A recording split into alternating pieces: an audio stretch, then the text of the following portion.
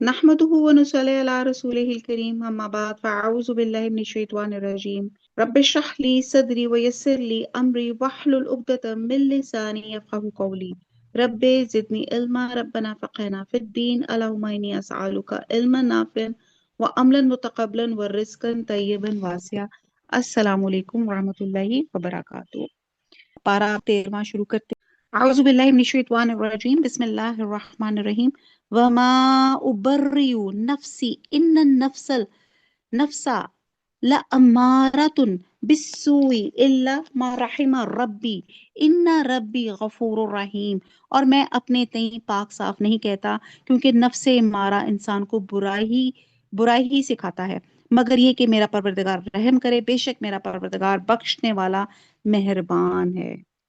अब जबकि हज़रत यूसुफ अलैहिस्सलाम रहा हो जाने वाले थे, लोगों के सामने उनकी पाकबाजी रासबाजी आश्कार हो चुकी थी, तो ऐसे में उनका ये कौल उनकी एक मुनफरद मंजर पेश करता है कि एक तरफ तो उन्होंने तहकीकात करवा के अजीज़ मिस्र के ज़हन से तमाम शकूक व शुबात निकाले, क्योंकि वो बहरहाल उनका मालिक था, मोहसिन था, और मालिक की इमानत में खयानत उनके उसके एहसान के बदले में एहसान फरोमोशी किसी हाल में भी दुरुस्त नहीं।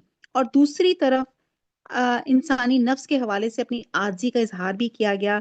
अल्लाह ताला के हुजूर इस बात का इतराफ़ किया गया कि इसकी दी हुई तौफीक से इंसान नफ्से अम्मारा के शर से बचता है। तो ये अल्लाह के हुजूर अज्ज़ और इनकसारी के इजहार से एक शुक्रिया अदा करने की बेहतरीन मिसाल है।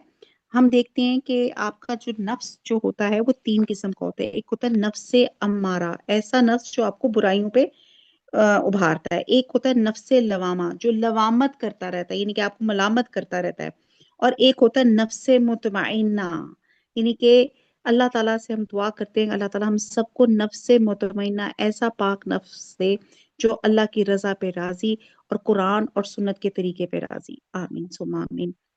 आयत नंबर 54। बादशाह ने कहा, ए इसे मेरे पास लाओ, मैं इसे अपने खास कामों के लिए मुकर्रर कर लूं। फिर जब इससे बातचीत की तो कहने लगा कि आप हमारे यहाँ आज से जी इज्जत और अमानतदार हैं। यूसुफ ने कहा, आप मुझे मुल्क के खजानों पर मुकर्रर कीजिए, मैं हिफाजत करने वाला और बाखबर हूँ। अब खजाना ऐसी जगह को कहते हैं जिसमें चीजें महफूज की जाती हैं, और जमीन के खजानों से मुराद वो गोदाम है जहाँ गल्ला जमा किया जाता है। और इसका इंतजाम अपने हाथ में लेने की ख्वाहिश इसलिए जाहिर की कि मुस्तकबिल करीब में अपनी ख्वाब की ताबीर की रूह से जो कहते साली के अयाम आने थे, इससे निपटने के लिए मुनासिब इंतजाम किए जाएं। तो अगरचा आप जो पोस्ट है इसकी तलब जायज थी, लेकिन हजरत यूसुफ अलैहिस्सलाम के इस कदम से मालूम होता है कि खास हालात में अगर कोई शख्स ये समझता है कि कौम और मुल्क को जो खतरात पेश आ रहे हैं उससे निपटने की अच्छी सलाहियतें मेरे अंदर हैं, तो अपनी अहलियत के मुताबिक उस पोस्ट को वो मेंशन कर सकता है, रिक्वेस्ट कर सकता है। और उन्होंने ये जो ओहदे की ख्वाहिश की, इसमें मुल्क और कौम की खिदमत का पहलू जो था वो नमाया था। तो उन्होंने कहा कि मुझे मुल्क के खजानों पे मुकर्रर करिए, मैं हिफाजत करने वाला और बाखबर हूँ। इसी तरह हमने यूसुफ को मुल्क का कब्जा दे दिया कि वो जहां कहीं चाहे रहें सहें, हम जिसे चाहे अपनी रहमत पहुंचा देते हैं। हम नेकोकारों का सवाब जाया नहीं करते। यकीनन ईमानदारों और परहेजगारों का उखरूई अजर बहुत ही बेहतर है। यूसुफ के भाई आए और यूसुफ के पास गए तो उसने इन्हें पहचान लिया और उन्होंने इसे ना पहचाना। जब उन्हें इनका असबाब मुहैया कर दिया तो कहा कि तुम मेरे पास अपने इस भाई को भी लाना जो तुम्हारे बाप से है। नहीं देखा मैं पूरा हूँ और मैं हूं भी बेहतरीन मेजबानी करने वाला। अब ये वो वाकया था जब खुशहाली के 7 साल गुजर गए और कहत साली शुरू हुई, जिसने मुल्क के मिस्र के तमाम इलाकों और शहरों को अपनी लपेट में ले लिया। हत्ता के कनान तक इसके असरात पहुंच गए, जहां हजरत याकूब अलैहिस्सलाम और हजरत यूसुफ अलैहिस्सलाम के भाई रिहाइश पजीर थे। तो हजरत यूसुफ अलैहिस्सलाम ने अपने हुस्न तदबीर से इस कहत साली से निपटने के लिए इंतजामात किए। वो काम आए और हर तरफ तरफ से लोग हजरत यूसुफ अलैहिस्सलाम के पास गल्ला लेने आते थे। हजरत यूसुफ अलैहिस्सलाम की शोहरत कनान तक पहुंची। मिस्र का बादशाह इस तरह गला फरोख्त कर रहा है, चुनाचे बाप के हुक्म पे ये बरादरान यूसुफ भी घर से पूंजी लेके गले के हुसूल के लिए दरबार शाही में पहुंचे, जहां हजरत यूसुफ अलैहिस्सलाम तशरीफ फरमा थे, जिन्हें ये भाई तो पहचान ना सके, लेकिन यूसुफ अलैहिस्सलाम ने अपने भाइयों को पहचान लिया। और आप देखें कि उन्होंने बेहतरीन मेहमान नवाजी की, खूब खातर मदारत की। آیت نمبر 60، بس اگر تم اسے لے کر پاس نہ آئے تو میری طرف سے تمہیں کوئی ناپ نہ ملے گا، بلکہ تم میرے قریب بھی نہ پھٹکنا۔ اب ترغیب کے ساتھ یہ دھمکی دی جا رہی ہے کہ اگر 11ویں بھائی کو ساتھ نہ لائے تو تمہیں نہ غلہ ملے گا، نہ میری طرف سے خاطر مدارت کا اہتمام ہوگا۔ مطلب انہوں نے کہا کہ دیکھو میں نے یعنی کہ انہوں نے کہا نا کہ 10 بھائی آئے ہیں، تو انہوں نے کہا کہ اگلی دفعہ آنا تو اپنے بھائی کو لے کر آنا، اور میں بہترین اسی طرح جو ہے خاطر مدارت بھی کروں گا، ورنہ تمہیں غلط نہیں ملے گا۔ آیت نمبر 61، انہوں نے کہا اچھا ہم اس کے باپ کو اس کی بابت پھسلائیں گے اور پوری کوشش کریں گے۔ اپنے خدمتگاروں سے کہا کہ ان کی پونجی انہی کی بوریوں میں رکھ دو۔ سبحان اللہ۔ اب آپ دیکھیں کہ وہ بھائی تھے جنہوں نے ان کو کنویں میں ڈال دیا، جس کے ساتھ حسد رکھتے تھے، جس کے ساتھ وہ نفرت کرتے تھے، اور یہاں پہ آپ دیکھیں اتنا عمدہ اخلاق، ایک لفظ نے ان کو کچھ تانا تک نہیں دیا، موک بھی نہیں کیا، بلکہ ان کی بہترین خاطر مظاہر کر کے ان کی رقم جو تھی چپکے سے ان کے سامان میں رکھ دی، کہ ممکن ہے دوبارہ آنے کے لیے ان کے پاس مزید پونجی نہ ہو اور شاید یہی رقم لے کر آ جائیں۔ کہ جب لوگ لوٹ کر اپنے والد کے پاس گئے تو کہنے لگے ہم سے تو غلے کا پیمانہ روک لیا گیا، نہیں سوری رکھ دو، جب لوٹ کر اپنے اہل ویال میں جائیں اور پونجیوں کو پہچان لیں تو بہت ممکن ہے یہ پھر لوٹ کر آئیں۔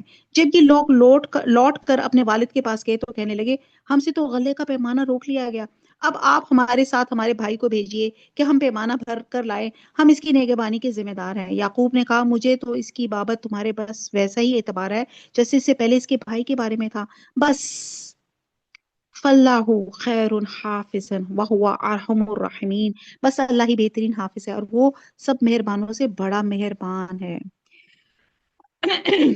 مطلب بھائیوں نے کہا کہ آئندہ کے لیے بنیامین کو بھیجنے کی شرط مشروط ہے، اگر یہ ساتھ نہیں جائے گا تو غلہ نہیں ملے گا اور غلے کی شدید ضرورت ہے، اس لیے اندیشے کے باوجود بنیامین کو ساتھ بھیجنے سے انکار مناسب نہیں سمجھا اور اللہ کے بھروسے کرتے ہوئے حضرت یعقوب علیہ السلام نے اس کو بھیجنے پہ آمادگی ظاہر کی۔ جب انہوں نے اپنا اسباب کھولا تو انہوں نے اپنا سرمایہ موجود پایا جو ان کی جانب لوٹا دیا گیا تھا، اور کہنے لگے اے ہمارے باپ ہمیں اور کیا چاہیے، یعنی کہ اس قدر حسن اخلاق کہ انہوں نے ہماری خاطر تواضع بھی کی اور ہماری رقم بھی ہمیں واپس کر دی، دیکھیے تو یہ ہمارا سرمایہ بھی ہمیں واپس لوٹا دیا گیا، ہم اپنے خاندان کو رسد لا دیں گے اور اپنے بھائی کی نگرانی رکھیں گے اور ایک اونٹ کے بوجھ کا غلہ کا پیمانہ زیادہ لائیں گے۔ یہ ناپ تو بہت ہی آسان ہے کیونکہ فی کس ایک اونٹ جتنا بول اٹھا سکتا تھا غلہ دیا جاتا تھا، تو انہوں نے یہ کہا کہ اب بنیامین ہمارے ساتھ جائے گا تو ہمیں ایک مزید، جس کو کہتے ہیں نا ایک زمانے میں پتہ نہیں بچپن میں امی والا کو دیکھتی تھی وہ راشن کارڈ بنتے تھے، تو راشن کارڈ پہ آپ کا الاٹڈ ہوتا تھا کہ اتنا ملے گا، تو اسی طرح وہ کہتے ہیں کہ اگر ہمیں یہ ساتھ جائیں گے تو ہمیں ایک مزید اور راشن ملے گا۔ آیت نمبر 66، یعقوب علیہ السلام نے کہا میں تو اسے ہرگز تمہارے ساتھ نہ بھیجوں گا جب تک کہ تم اللہ کو بیچ میں رکھے مجھے قول و قرار نہ دو کہ تم اسے میرے پاس پہنچا دو گے، سوائے اس ایک صورت کے کہ تم سب گرفتار کر لیے جاؤ۔ جب انہوں نے پکا قول و قرار دیا تو انہوں نے کہا کہ ہم جو کچھ کہتے ہیں اللہ اس پہ نگہبان ہے، اور یعقوب علیہ السلام نے کہا میرے بچوں تم سب ایک دروازے سے نہ جانا بلکہ کئی جدا جدا دروازوں میں سے داخل ہونا، میں اللہ کی طرف سے آنے والی کسی چیز کو تم سے ٹال نہیں سکتا، حکم صرف اللہ ہی کا چلتا ہے، میرا کامل بھروسہ اسی پہ ہے اور ہر ایک بھروسہ کرنے والے کو اسی پہ بھروسہ کرنا چاہیے۔ اب یہاں پہ ان کو اپنے بیٹے کی فکر بھی تھی اور یہاں پہ یہ بھی پتہ چلتا ہے کہ نظر کا لگ جانا برحق ہے، اور نبی صلی اللہ علیہ وسلم نے نظر سے بچنے کے لیے دعائیہ کلمات میں اپنی جو امت کو بتائے اس میں کہا جب تم کسی اچھی چیز کو کہو دیکھو تو کہو بارک اللہ ہو، اور ماشاء اللہ لا قوت الا باللہ پڑھنا بھی قرآن سے ثابت ہے، اور کہتے ہیں کہ قل اعوذ برب الفلق اور قل اعوذ برب الناس بھی نظر کے لیے بطور دم پڑھنا چاہیے۔ بہرحال ان کو کہا گیا کہ تم سب ایک دروازے سے نہ جاؤ بلکہ جدا جدا دروازوں سے جاؤ اور اللہ ہی پہ بھروسہ کرنا چاہیے۔ آیت نمبر 68، جب وہ انہی راستوں سے جن کا حکم ان کے والد نے انہیں دیا تھا گئے، کچھ نہ تھا کہ اللہ نے جو بات مقرر کر دی وہ اس سے نہیں ذرا بھی بچا لے، مگر یعقوب کے دل میں ایک خیال پیدا ہوا جسے اس نے پورا کر لیا، بلا شبہ وہ ہمارے اسے کھلائے ہوئے علم کا عالم تھا لیکن اکثر لوگ نہیں جانتے۔ یہ سب جب یوسف کے پاس پہنچے تو اس نے اپنے بھائی کو اپنے پاس بٹھا لیا اور کہا میں تیرا بھائی یوسف ہوں، بس یہ جو کچھ کرتے ہیں اس کا کچھ رنج نہ کر۔ بعض اسکالرس کہتے ہیں کہ دو دو آدمیوں کو ایک کمرے کا میں ٹھہرایا، اور یوں بنیامین جب اکیلے رہ گئے تو یوسف علیہ السلام نے انہیں تنہا الگ ایک کمرے میں رکھا اور پھر خلوت میں ان سے باتیں کی اور انہیں پچھلی باتیں بتلا کر ان کو کہا کہ ان بھائیوں نے میرے ساتھ جو کچھ کیا اس پہ رنج نہ کر، اور بنیامین کو روکنے کے لیے جو ہیلا اختیار کرنا تھا اس سے بھی انہیں آگاہ کیا تاکہ وہ پریشان نہ ہو۔ آپ دیکھیں کس قدر عمدہ اخلاق کے تھے، ایک لفظ ایک انگلی نہیں اٹھائی اپنے بھائیوں کی، اور بہترین خاطر مدارت کر رہے ہیں۔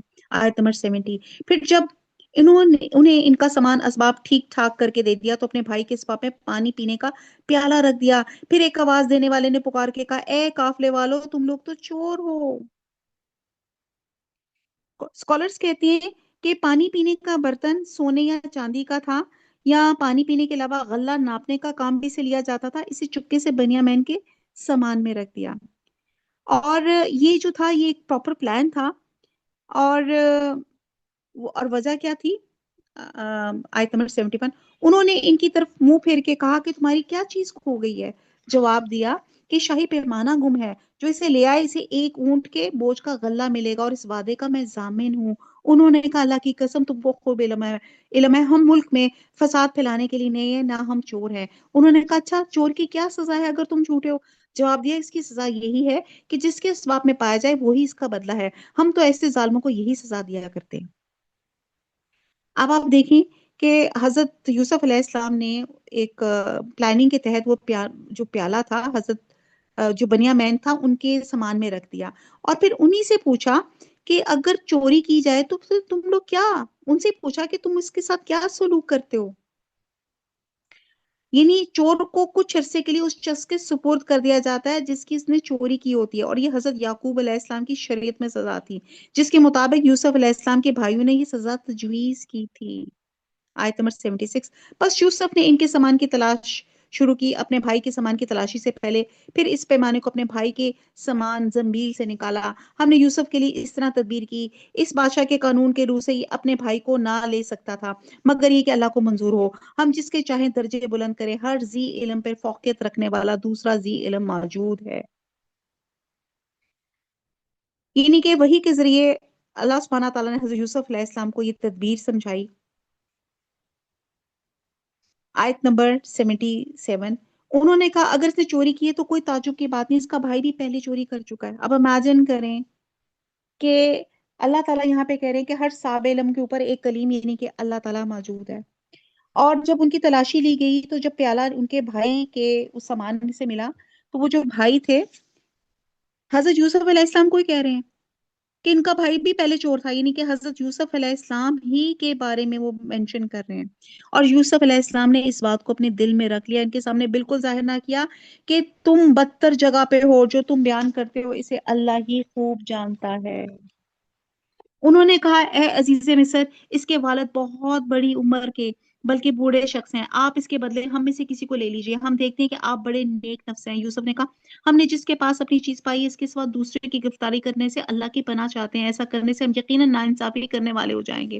جب یہ اس سے مایوس ہو گئے تو تنہائی میں بیٹھ کے مشورے کرنے لگے، ان میں سے جو سب سے بڑا تھا اس نے کہا تمہیں معلوم نہیں کہ تمہارے والد نے تم سے اللہ کی قسم لے کے پختہ قول و قرار کر لیا تھا، اس سے پہلے یوسف کے بارے میں تم کوتاہی کر چکے ہو، پس میں تو اس سرزمین سے نہ ٹلوں گا جب تک کہ والد صاحب خود مجھے اجازت نہ دیں۔ اب اس بڑے بھائی نے اس صورتحال میں باپ کا سامنا کرنے کے بجائے اپنی اندر وہ ہمت نہیں پائی تو صاف کہہ دیا کہ میں یہاں سے اس وقت تک نہیں جاؤں گا جب تک خود والد صاحب کوشش کر کے میری بے یقین نہ کر لیں۔ یا اللہ میرے اس معاملے کا فیصلہ کر دے، وہی بہترین فیصلہ کرنے والا ہے۔ تم سب والد صاحب کی خدمت میں واپس جاؤ اور کہو کہ ابا جی آپ کے صاحبزادے نے چوری کی ہے، ہم نے وہی گواہی دی تھی جو ہم جانتے تھے، ہم کچھ غیب کی حفاظت کرنے والے نہ تھے، اور آپ اس شہر کے لوگوں سے دریافت فرما لیں جہاں ہم تھے، اور اس قافلے سے بھی پوچھ لیں جس کے ساتھ ہم آئے تھے، ہم یقیناً بالکل سچے ہیں۔ یعنی کہ انہوں نے کہا کہ بھائی نے مشورہ کیا کہ تم ان قافلے والوں کی گواہی لے لو اور ان کو بتاؤ کہ یہ جو چوری بنیامین نے کی تھی اس سزا کی وجہ سے وہ یہاں پہ رہ گیا، ورنہ ہم لوگوں کا کوئی مقصد اس کو نقصان پہنچانے کا نہیں تھا۔ آیت نمبر 83، یعقوب نے کہا یہ تو نہیں بلکہ تم نے اپنی طرف سے بات بنا لی، اب صبر ہی بہتر ہے۔ پھر کہہ دیا صبر جمیل، قریب ہے اللہ تعالیٰ ان سب کو میرے پاس ہی پہنچا دے، وہی علم و حکمت والا ہے۔ پھر ان کے منہ پھیلی اور کہا ہائے یوسف، ان کی آنکھیں بوجہ رنج و غم کے سفید ہو چکی تھیں اور غم کو دبائے ہوئی تھیں۔ اب دیکھیں کہ ایک بیٹا گم گیا، پھر بنی بنیا میں، تو پھر ان کے منہ سے نکلا ہائے یوسف۔ بیٹوں نے کہا واللہ آپ ہمیشہ یوسف ہی کی یاد میں لگے رہتے ہیں، یہاں تک کہ گھل جائیں یا ختم ہی ہو جائیں۔ انہوں نے کہا میں تو اپنی پریشانیاں اور رنج کی فریاد اللہ ہی سے کر رہا ہوں، مجھے اللہ کی طرف سے وہ باتیں معلوم ہیں جو تم نہیں جانتے۔ میرے پیارے بچوں، تم جاؤ اور یوسف کی اور اس کے بھائی کی پوری طرح تلاش کرو، اللہ کی رحمت سے نا امید نہ ہونا، یقیناً رب کی رحمت سے نا امید وہی ہوتے ہیں جو کافر ہوتے ہیں۔ اب آپ یہ دیکھیں کہ اس صدمے سے ان کو یوسف کی جدائی جو تھی ان کی پھر یاد تازہ ہو گئی، اور پھر کہتے ہیں نا کہ سورہ ہجر میں آتا ہے گمراہ لوگ ہی اللہ کی رحمت سے نا امید ہوتے ہیں۔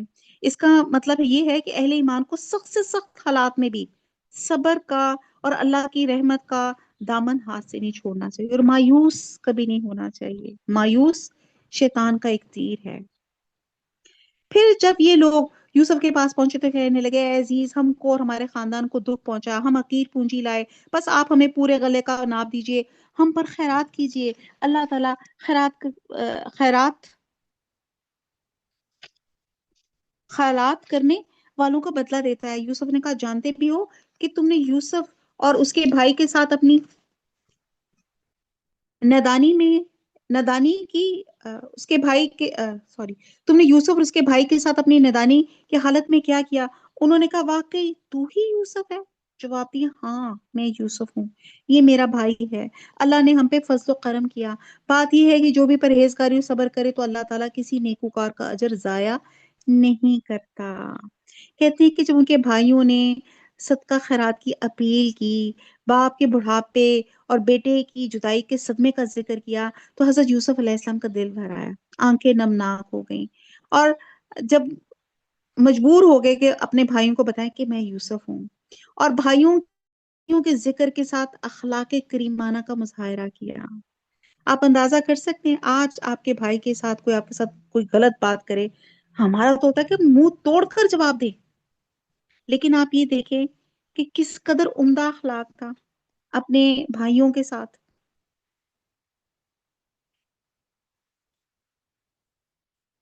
انہوں نے کہا اللہ کی قسم، اللہ تعالیٰ نے تجھے ہم پر برتری دی اور یہ بھی بالکل سچ ہے، ہم خطا کار تھے۔ اب انہوں نے بھی کنفیس کر لیا، انہوں نے حضرت یوسف علیہ السلام کی شان دیکھی تو اپنی غلطی اور کوتاہی کو اعتراف کر لیا۔ آیت نمبر 92، جواب دیا آج تم پر کوئی ملامت نہیں۔ بڑی زبردست بات ہے، قولا لا تثریب علیکم اليوم۔ حضرت یوسف علیہ السلام نے پیغمبرانہ عفو و درگزر سے کام لیتے ہوا کہا کہ جو ہوا سو ہوا، آج تمہیں کوئی سرزنش اور ملامت نہیں کی جائے گی۔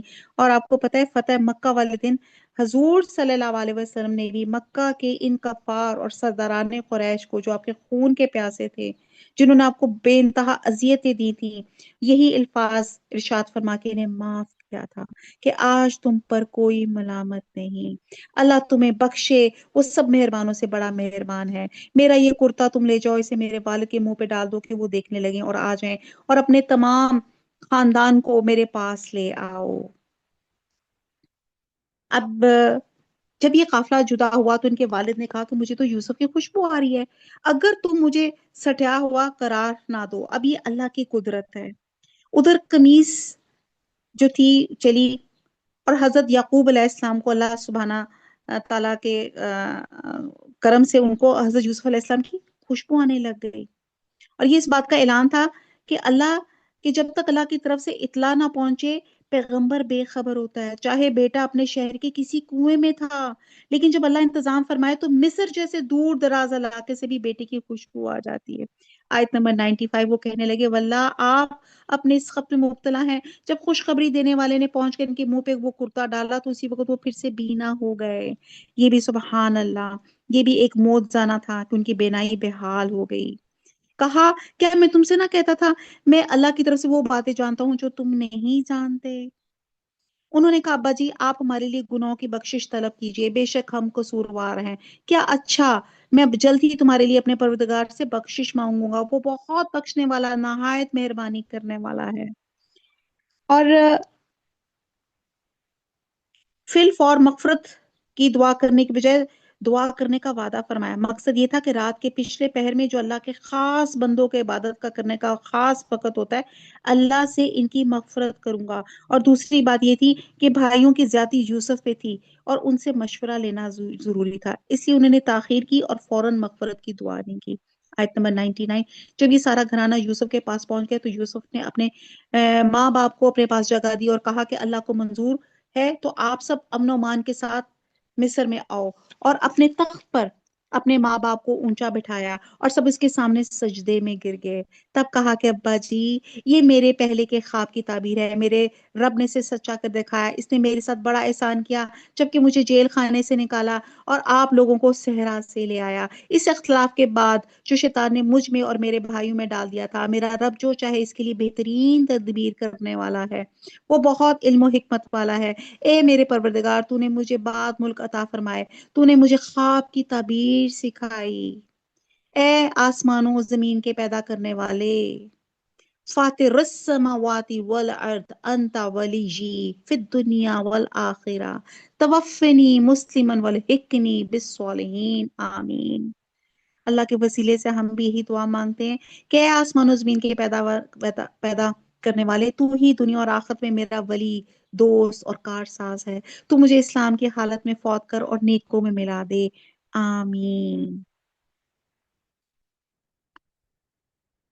یہ غیب کی خبروں میں سے ہیں جس کی ہم آپ کی طرف وحی کرتے. اب یہ بات ہو رہی تھی جو سجدہ کیا گیا. اب یہ سجدہ تعظیمی جو تھا حضرت یعقوب علیہ السلام کی شریعت میں جائز تھا. اسلام میں شرک کے سد باب کے لیے سجدہ تعظیمی کو بھی حرام قرار دیا گیا ہے. اب سجدہ تعظیمی کسی کے لیے بھی جائز نہیں. حضرت یوسف علیہ السلام نے جو خواب دیکھا تھا، اتنی آزمائشوں سے گزرنے کے بعد بلاخر اس کی تعبیر سامنے آئی. اللہ تعالیٰ نے حضرت یوسف علیہ السلام کو تخت شاہی پہ بٹھایا اور والدین سمیت تمام بھائیوں نے انہیں سجدہ کیا.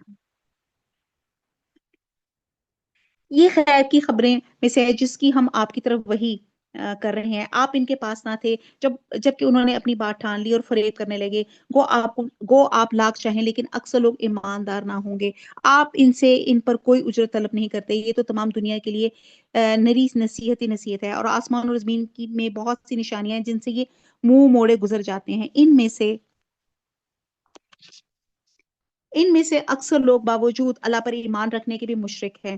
کیا وہ اس بات سے بے خوف ہو گئے کہ ان کے پاس اللہ کے عذابوں میں سے کوئی عذاب آ جانے والا ہے، ان پہ اچانک قیامت ٹوٹ پڑے اور وہ بے خبر ہی ہوں؟ آپ کہہ دیجئے میری رائے یہی ہے، میرا اور میرا فرما بردار اللہ کی طرف بلا رہے ہیں پورے یقین اور اعتماد کے ساتھ. اللہ پاک ہے اور وہ مشرکوں میں نہیں. آپ سے پہلے ہم نے بستی والوں میں جتنے رسول بھیجے سب مرد ہی تھے جن کی طرف ہم وحی نازل فرماتے گئے. کیا زمین میں چل پھر کر انہوں نے نہیں دیکھا کہ ان سے پہلے کے لوگوں کا کیسا کچھ انجام ہوا؟ یقیناً آخرت کا گھر پرہیزگاروں کے لیے بہت ہی بہتر ہے. کیا پھر بھی تم نہیں سمجھتے؟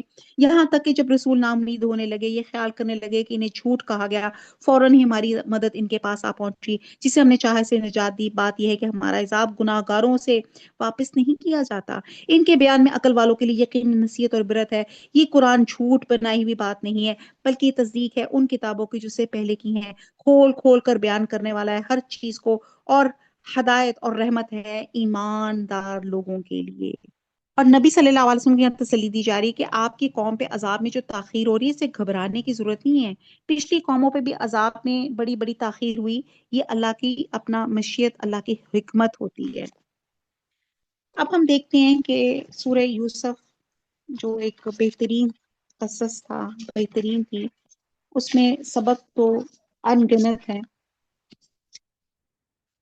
کچھ تھوڑے سے ڈسکس کر لیتے ہیں ہم. حضرت یوسف علیہ السلام کی جب ہم شخصیت دیکھتے ہیں تو ان میں 4 باتیں نمایاں ملتی ہیں. فطرت یعنی کہ وہ قوتیں اور صلاحیتیں جو انسان کو پیدائشی طور پہ دی جاتی ہیں. وراثتی طور پہ بھی ان کے اندر ایک اچھی خصوصیات تھی. پھر ماحول، ارد گرد کے جو ماحول ہوتا ہے وہ بھی آپ کی شخصیت پہ بہت اثر انداز ہوتا ہے. اور پھر تربیت آ جاتی ہے. تو ہم حضرت یوسف علیہ السلام کی شخصیت پہ دیکھیں تو خاندان نبوت کا چشم و چراغ ہونے کی بنا پہ ان کی شخصیت پہ آپ دیکھا جائے تو فطرتی طور پہ بھی اللہ تعالیٰ کا بڑا اچھی ان کو صلاحیتیں دی گئی تھی. وراثتی طور پہ بھی اپنے باپ حضرت یعقوب علیہ السلام سے سیکھا. اور پھر آپ دیکھیں کہ ماحول اللہ تعالیٰ نے ان کو جو تھا مصر کے ماحول میں رکھ کر ان کو بلند ترین مقام پہ فائز کیا. اور ہم دیکھتے ہیں کہ حضرت یوسف پہ بے انتہا آزمائشیں آئیں. اور آپ اتنے بڑے پیغمبر ہونے کے باوجود آپ دیکھیں کہ آپ غلام بن گئے، غلام کے طور پہ خریدے گئے، بے گناہ ہو کے قید میں آپ ڈالے گئے. اور آپ یہ دیکھتے ہیں کہ جب دین کا عشق انسان کے رگ میں سرایت کر جاتا ہے نا، تو پھر انسان کی زندگی کا تمام تر مقصد یہی بن جاتا ہے کہ وہ لوگوں کو گمراہی کی تاریکیوں سے نکال کر نور کی روشنیوں میں لے آئے. چنانچہ قید خانے بھی موجود تھے تو قید خانے میں بھی موجود لوگوں کو دین حق کی دعوت دے رہے تھے. اور پھر نہ صرف آپ نے تعبیر بتائی آپ نے خوابوں کی، بلکہ مصیبت سے بچاؤ کی تدبیر بھی بتا دی، ریمیڈی بھی بتا دی کہ اسے کس طرح باہر نکلا جا سکتا ہے. اور جب ان کے بھائیوں نے قتل کی سازش کی، ان کے سامنے کھڑے ہو گئے، انتقام کا موقع تھا، لیکن انہوں نے کہا لا تثریب علیکم اليوم. اور آپ کے پاس بہت اس وقت قوت بھی تھی، لیکن آپ نے معاف کرنا پسند کیا. قرآن نے 70 سے زیادہ مقامات پہ صبر کی فضیلت بیان کی گئی. اور اللہ تعالیٰ نے صبر کرنے والوں کا ان کو بہت بلندی دینے کا اللہ تعالیٰ نے بھی جو ہے یہاں پہ وعدہ رکھا ہے کہ صبر کے ذریعے انسان نفس کی ترغیبات سے رک جاتا ہے، یہ انسان کو برائیوں سے باز رکھتا ہے. تو پھر ہم دیکھتے ہیں کہ آپ حضرت یوسف علیہ السلام کی زندگی صبر ہی تھی. پہلے اپنی بھائیوں کی ایذا رسانیوں پہ صبر کیا، پھر ایسی قوم کے ہاتھوں فروخت ہو جانے پہ صبر کیا جو ان کی معاشرت اور دین کی دشمن تھی. پھر تیسرا عزیز مصر کی بیوی اور مصری عورتوں کی پور فریب ترغیبات پہ صبر کیا. نمبر 4 قید و بند کی آزمائشوں پہ صبر کیا. نمبر 5 عزیز مصر کی جاگیر کا مختار کل بن جانے پہ صبر، یعنی کہ خواہش نفس کو کنٹرول کر کے ذکر اور شکر گزاری کا اظہار کیا. اور نمبر 6 حکومت مصر کے حاکم ہونے کے باوجود بھی کوئی ظلم نے کہیں کیا، قناعت اور شکر گزاری کی زندگی کو ترجیح کیا. پھر سب سے بڑی بات اپنے ایذا رساں بھائیوں کو معافی دینے پہ صبر. پھر اخلاق حسن، شکر ایک ایسا بہترین خلق ہے جو اخلاق الہیہ میں بہت بلند مقام رکھتا ہے. اب اگر میں بات کروں کہ انسانی معاملات میں 2 تعلقات ہوتے ہیں، ایک حقوق اللہ اور حقوق العباد. سورہ یوسف ہم پڑھ رہے تھے اور آپ دیکھتے ہیں کہ کوئی شخص ہم پر تھوڑی زیادتی گزر جائے تو ہم کیا کرتے ہیں. ٹھیک ہے، تو ہم کتنے بڑے دل کی بات ہے کہ انسان سب ماضی یاد بھی رکھتا ہو اور زیادتی کرنے والے کو بھول جائے، ایک طرف بھول جائے بلکہ دوسرے کو بھی سمجھائے. تو یہاں پہ جو بات سورہ یوسف سے جو ہمیں سمجھ آتا ہے کہ سب سے بہترین صدقہ یہ ہے کہ انسان اپنے اوپر ہونے والی زیادتی سے درگزر کر جائے. انسان انتقام لینے پہ قادر ہو، یعنی کہ پھر بھی وہ معاف کر دے، جیسے حضرت یوسف علیہ السلام تھے. پھر ہم نے دیکھا کہ کبھی مایوس نہیں ہونا، یعنی کہ حضرت یوسف علیہ السلام کو تقریباً 20 سال سے اوپر ہونے لگے تھے، مطلب لیکن اس مطلب جو ان کے ساتھ معاملات، جو سختیاں اور جو ان کے ساتھ تکلیفیں پیش آ رہی تھی، کوئی شکوہ نہیں کر رہے تھے، کوئی اللہ سے ناراضگی نہیں تھی، اللہ تعالیٰ کی رحمت سے مایوس نہیں تھے. اور ورنہ آپ دیکھیں کہ ذرا ہمارے یہاں ذرا کوئی پرابلم کوئی ہو جائے اور ہم کہتے ہیں اچھا یہ بات نہ مانی، میں تو نماز پڑھنا چھوڑ دوں گا، میں تو یہ کرنا چھوڑ دوں گا. تو آپ یہ دیکھیں کہ اس سے معلوم ہوتا ہے کہ پیغمبر بھی انسان ہوتے ہیں، ان پہ بھی بہت سی تکالیف کی اور بہت سی ایسی کیفیات گزرتی ہیں جنہیں وہ محسوس کرتے ہیں. ان کے جذبات بھی عام انسانوں جیسے ہوتے ہیں، لیکن ان کے معاملات اور رویے عام انسانوں سے مختلف ہوتے ہیں۔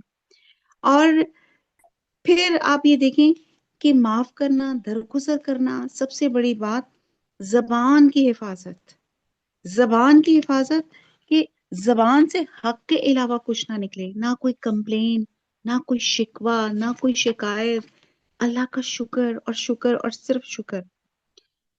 اور آپ دیکھیں کہ انسان کے پاس فیوریبل اور انفیوریبل دونوں کنڈیشنز آتی ہیں۔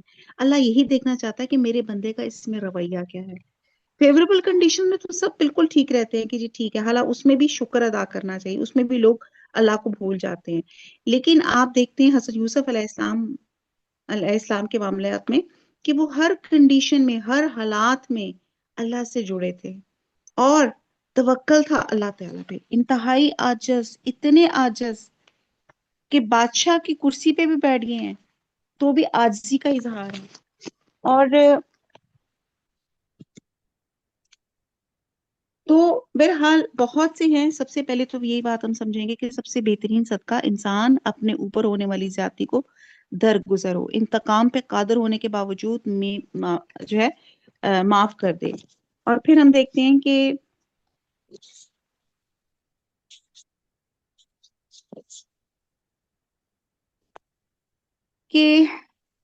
اگر نیکی کو کوئی اپریشیٹ نہیں کر رہا، لوگ ایکنالج نہیں کر رہے، تو وہ یہ سوچے کہ اللہ دیکھ رہا ہے۔ کوئی ریکگنائز آپ کو کرے نہ کرے، لیکن اللہ دیکھ رہا ہے۔ نیکی سے آپ نے نہیں رکنا۔ اور آپ دیکھیں وہ جو ایک محاورہ ہے، نیکی کر دریا میں ڈال، یعنی کہ نیکی کرتے جائیں، دریا میں ڈالتے جائیں۔ کوئی ایکسپیکٹیشنز نہ رکھیں کہ کوئی آپ کے لیے تعریف کے کلابے ملائیں گے، اور وہ اللہ ذات ہے نا جو ہماری ہر چھوٹی سی چھوٹی نیکی کو دیکھ رہا ہے۔ اور دنیا دے نہ دے، اللہ انشاءاللہ ضرور دے گا۔ اور اور پھر اگر ہم نے نیکی بھی کی اور لوگوں سے ایکسپیکٹیشنز بھی کی کہ ہماری واہ واہ بھی ہو جائے، تو پھر نیکی بھی کیا ہم شیطان کے طریقے سے کر رہے ہیں؟ سو صبر، سر تسلیم خم، اور دعا کے ساتھ مدد، نو کمپلین، نو ایکسپیکٹیشنز۔ اور بہرحال بہت کچھ ہے اگر ہم ان تمام چیزوں کو حضرت یوسف علیہ السلام کی ذات سے جو ہے سبق سیکھنے کے لیے، کہ واقعہ 2500 سال پہلے تھا، لیکن آپ دیکھیں اس کی منیوٹس ڈیٹیل موجود ہے۔ اور آپ یہ دیکھتے ہیں کہ اللہ کا جو خوف ہے کہ اللہ میرے ہر لفظ کو، میرے رویے کو، میرے عمل کو دیکھ رہا ہے، میری سوچ کو دیکھ رہا ہے۔ اللہ کو پتا ہے میں کیا سوچ رہا ہوں۔ تو جب حالات، رویے، تعلقات آپ سے الٹ ہو جائیں تو انسان انسانیت سے نہ گرے، اخلاق سے نہ گرے۔ اور آپ دیکھیں حضرت یوسف علیہ السلام کے قصے میں بہت کچھ ہے بتانے کو، کہ آپ دیکھیں کہ انہوں نے اپنے بھائیوں کو ایک ذرا سا ان کو کسی بھی طرح کا ان کو شکوہ تک نہیں کیا کہ تم لوگوں نے میرے ساتھ کیا کیا۔ بہترین سلوک، جس کو کہتے ہیں نا صلہ رحمی کی بہترین مثال، اور عفت اور پاکیزگی اور حیا حضرت یوسف علیہ السلام سے ہمیں سمجھ آتی ہے کہ کس طرح اس عورت نے ان کو بلایا، لیکن انہیں اللہ تعالی کا خوف، اور اللہ اتنی پاکیزگی تھی ان کے اندر کہ ان کے ذرا سے بھی جو قدم تھے وہ ڈگمگائے نہیں۔ تو جب حالات مرضی کے خلاف ہو جائیں، توقعات ٹوٹ جائیں، تو انسان اپنے آپ کو سنبھالے۔ وہ کہتے ہیں نا اللہ gives and forgives, man gets and forgets۔ تو بہرحال آگے چلتے ہیں۔ سبق تو بے تحاشا ہیں کہ جو اگر ہم دیکھے جائے کہ دو لفظوں سے خلاصہ اگر میں کہوں، آغاز خواب سے ہوا، اختتام تعبیر پہ ہوا۔ تو ہم میں سے ہر شخص خواب دیکھ رہا ہے۔ خواب سے مراد ہوتا ہے کچھ آرزویں، تمنائیں کہ میں کوئی بڑا کام کروں گی، لیکن اس کی تعبیر پانے کے لیے وہ قیمت نہیں چکا سکتا۔ ہم چاہتے ہیں انسٹنٹ لائف، انسٹنٹ رزلٹ، کوئی ہارڈ ورک نہ کرنی پڑے۔ تو جب خوابوں کی دنیا میں غیر حقیقی، یعنی کہ بہت اچھا خواب دیکھا اور آپ سوچیں آپ ہاتھ پہ ہاتھ بیٹھ جائیں کہ کوئی اچھی تعبیر آ جائے گی، خواب تو اچھا دیکھا مگر تعبیر پانے کے لیے آپ کو قربانیوں سے گزرنا پڑتا ہے، امتحانوں سے گزرنا پڑتا ہے. تو جو شخص آخرت کا خواب دیکھنا چاہتا ہے تو اس کی قیمت ادا کرے، اور قیمت کے بغیر وہ حاصل نہیں ہو سکے گا. تو آپ یہ دیکھیں کہ یہاں پہ ایک ایگزامپل سیٹ کر دی کہ کسی شخص کو صبر سے بڑھ کر اور وسیع تر کوئی نعمت اور جو ہے نا بخشش نہیں ملی. اور سب سے بڑی یہاں پہ دیکھیں کہ یہاں پہ نعمت اور نعمت جو ہے وہ صبر اور تقوی ہے، کہ ہر حال میں اپنے صبر کرنا ہے، اللہ سے جڑے رہنا ہے. ہماری پوری زندگی قصہ ہے، ہر دن قصہ ہے، ہر دن کی ایک سٹوری ہے، ہر دن ایک سبق ہے، مگر نگاہ عبرت ہونی چاہیے. بہرحال صبر جمیل، وہی میں بتاؤں کہ کیا کیا چیزیں ہیں جو ہم یہاں سے اس صورت سے پک کر سکتے ہیں کہ کس قدر حضرت یوسف علیہ السلام کو سیلف کنٹرول تھا، نفرت پر، غم پر، خوشی پر. عورت کی نے جب ان کو موٹیویٹ کیا، اپنے اوپر کتنا کنٹرول تھا.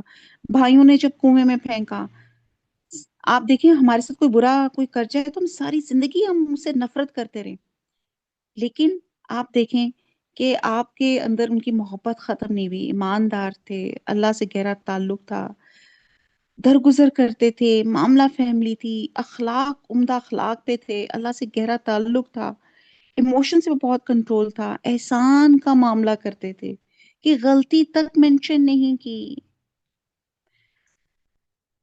تو بہرحال اللہ سے دعا کرتے ہیں کہ یہ جو ہم نے کوالٹیز جو ہم نے پڑھی ہیں، اللہ تعالیٰ کچھ کوالٹیز ہمارے اندر بھی لے آئے، اور ان جیسے عمدہ اخلاق ہمارے ساتھ ہو سکے، اور ویسی ہم صلہ رحمی، ویسے معاملات کر سکے اپنی زندگی میں کہ نو کمپلین اینڈ نو ایکسپیکٹیشن. تو کسی نے پوچھا کہ چلیں خیر آگے چلتے ہیں. سورہ رعد آتی ہے، بسم اللہ الرحمن الرحیم، الف لام میم را، تلک آیات الکتاب والذی انزل الیک من ربک الحق ولکن اکثر الناس لا یؤمنون. الف لام میم را، یہ قرآن کی آیتیں ہیں، اور جو کچھ آپ کی طرف آپ کے رب کی جانب سے اتارا جاتا ہے یہ سب حق ہے، لیکن اکثر لوگ ایمان نہیں لاتے. اب جبکہ حضرت یوسف علیہ السلام کی، اب جیسے اس کے فوراً بعد یہ سورہ رات جو آتی ہے، تو اس میں ہم دیکھتے ہیں کہ یہ سورت مکی ہے، مکی دور کے آخری زمانے میں ہوئی تھی، اور اس میں زیادہ تر خطاب مشرقین مکہ سے تھا. اور اس میں ساتھ ساتھ چل پڑتے جاتے ہیں اور دیکھتے ہیں کہ اللہ تعالیٰ ہمیں کیا غور و فکر کرنے کے لیے کہہ رہے ہیں، کہ اللہ وہ ہے جس نے آسمانوں کو بغیر ستونوں کے بلند کر رکھا ہے، تم اسے دیکھ رہے ہو، اور پھر وہ عرش پہ قرار پکڑے ہوئے ہے. اس نے سورج اور چاند کو ماتحتی میں لگا رکھا ہے، ہر ایک میعاد معین پہ گشت کر رہا ہے، وہی کام کی تدبیر کرتا ہے، اور وہ اپنے نشانات کھول کھول کر بیان کر رہا ہے کہ تم اپنے رب کی ملاقات کا یقین کر لو. اب یہاں پہ ایک تو یہ پتہ چلتا ہے کہ اللہ تعالیٰ نے، اگر آپ یہ کہتے ہیں نا اللہ تعالیٰ کہتا ہے غور و فکر کریں، آپ دیکھتے ہیں کہ فضا میں ستارے ہیں، سیارے ہیں، اگرچہ وہ الگ الگ نظر آ رہے ہیں لیکن وہ ایک غیر مرئی قوت سے بندھے ہوئے ہیں، ایک اندیکھی قوت ہے جس کو کہتے ہیں نا میگنیٹک فیلڈ. اب آپ دیکھتے ہیں ہر روز نکلنے والا سورج بغیر کسی سہارے کے اوپر جاتا ہے اور گرتا نہیں ہے. رات دیکھیں، ستارے دیکھیں، آپ آسمان دیکھیں، بغیر سہارے کے، بغیر ستونوں کے بلند کر رکھا ہے. آپ زندگی میں کوئی عمارت بنا کے دکھائیں نا کہ جو بغیر ستونوں کے کھڑی ہو. اور یہاں پہ پھر وہ عرش پہ قرار. اب ایک مشہور قول ہے، اللہ کا عرش پر مستوی ہونا اور اس کی کیفیت کسی کو معلوم نہیں، اور اس کی بابت سوال کرنا بدعت ہے. تو بہرحال یہاں پہ بتایا جا رہا ہے کہ چاند سورج دونوں اپنی اپنی منزلوں پہ رواں دوا رہتے ہیں. سورج اپنا دور 1 سال اور چاند 1 ماہ میں مکمل کر لیتا ہے. اب 7 بڑے سیارے ہیں، اور یہ سب کیا ہے، ایک جس کو کہتے ہیں نا ایک میگنیٹک فیلڈ ہے، اس میں سب بندھے ہوئے ہیں. اور یہی وہ چیز ہے کہ جب قیامت آئے گی، مجھے تو یہی لگتا ہے کہ یہ گریویٹیشنل فورس اللہ تعالیٰ جو ہے نا ایک ختم کر لیں گے نا، تو یہ جو اس وقت اللہ تعالیٰ نے ارتھ کو ایک اوزون لیئر میں رکھا ہوا ہے، اور جو سورج چاند ستارے اپنے اپنے آربٹس میں گھوم رہے ہیں، جب وہ اللہ تعالیٰ وہ جو میگنیٹک فیلڈ ہے اسی کو ختم کر دیں گے تو سارے آپس میں ٹکرا جائیں گے۔ وہ جو اس وقت پہاڑ زمین سے جمے ہوئے ہیں، یہ اب اس گریویٹیشنل فورس سے وہ اٹھ کے ریزہ ریزہ ہو جائیں گے۔ وَلَا یعلم، یہ تمام چیزیں اللہ فزیکل لاز کا محتاج نہیں ہے۔ اللہ تعالیٰ ہی نے یہ فزیکل لاز بنائے، اور اللہ تعالیٰ ہی اپنے لاز کو جب وہ کون کہے گا اور جب ڈے آف اکاؤنٹیبلٹی آئے گا، اللہ تعالیٰ جب چاہیں گے ان کو تباہ و برباد کر دیں گے۔ اب آپ دیکھتے ہیں کہ ہاں، اس لیے کہا کہ تم اپنے رب کی ملاقات کا یقین کر لو۔ آیت نمبر 3، اسی نے زمین پھیلا کر بچھا دی، اس میں پہاڑ اور نہریں پیدا کر دیں۔ زمین کا طول اور عرض عام لوگوں کے لیے مشکل ہے۔ پھر آپ دیکھیں بلند و بالا پہاڑ جتنے نظر آتے ہیں نا، اتنے دو حصہ نیچے ہیں۔ پھر دریاؤں اور چشموں کا سلسلہ شروع کر دیا، جو انسان خود بھی سیراب ہوتے ہیں، کھیتوں کو بھی سیراب کرتے ہیں۔ پھر ویریشن آف آپ کو ویجیٹیشن ملتی ہے، اور اس میں ہر قسم کے پھلوں کے جوڑے دوہرے دوہرے پیدا کر دیے، یہ نہیں کہ نر اور مادہ بنا دیا۔ اور یہ بعد میں، پہلے تو پتا نہیں تھا، لیکن جب تحقیقات ہوئی کہ پلانٹس میں بھی نر اور مادہ ہوتے ہیں، اور اس کا مطلب یہ بھی ہے کہ جوڑے جوڑے کا مطلب ہے کہ میٹھا، کھٹا، سرد، گرم، سیاہ، سفید، ذائقہ دار، بد ذائقہ، ویریشن، وہ رات کو دن سے چھپا دیتا ہے۔ یقیناً غور و فکر کرنے والوں کے لیے اس میں بہت سی نشانیاں ہیں۔ اللہ ہم سب غور و فکر کرتے ہیں، اللہ تو ہی ہمارا مالک ہے، اللہ تعالیٰ ہم تیری ہی اطاعت کرتے ہیں۔ آیت نمبر 4، اور زمین میں مختلف ٹکڑے ایک دوسرے سے لگتے لگاتے ہیں، انگوروں کے باغات ہیں اور کھیت ہیں، کھجوروں کے درخت ہیں، شاخ در اور بعد ایسے جو بے شاخ ہیں، سب ایک ہی پانی پلائے جاتے ہیں، پھر بھی ہم ایک پر پھلوں میں برتری دیتے ہیں۔ اس میں عقل مندوں کے لیے بہت سی نشانیاں ہیں۔ اگر تجھے تعجب ہو تو واقعی ان کا یہ کہنا یہ ہے کہ کیا جب ہم مٹی ہو جائیں گے کہ ہم نئی پیدائش میں ہوں گے؟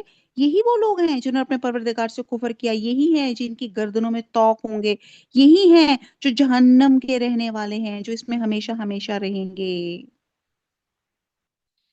اب آپ دیکھتے ہیں کہ ایک پانی ہے، ایک ہی سورج ہے، ایک ہی ہوا ہے، ایک ہی فضا ہے، اور مٹی بھی ایک ہے، لیکن آپ دیکھیں کتنا ذائقے کا فرق ہے۔ کس قدر اللہ تعالیٰ نے زمین جس کا جو سوئل ہے سالٹش ہے، اور اللہ تعالیٰ نے اس میں کیا کیا ویریشن انسان کے لیے پیدا کر چھوڑی ہیں۔ یہاں پہ کہتے ہیں کہ غور و فکر کریں۔ آیت نمبر 6، جو تجھ سے سزا کی طلبی میں جلدی کر رہے ہیں،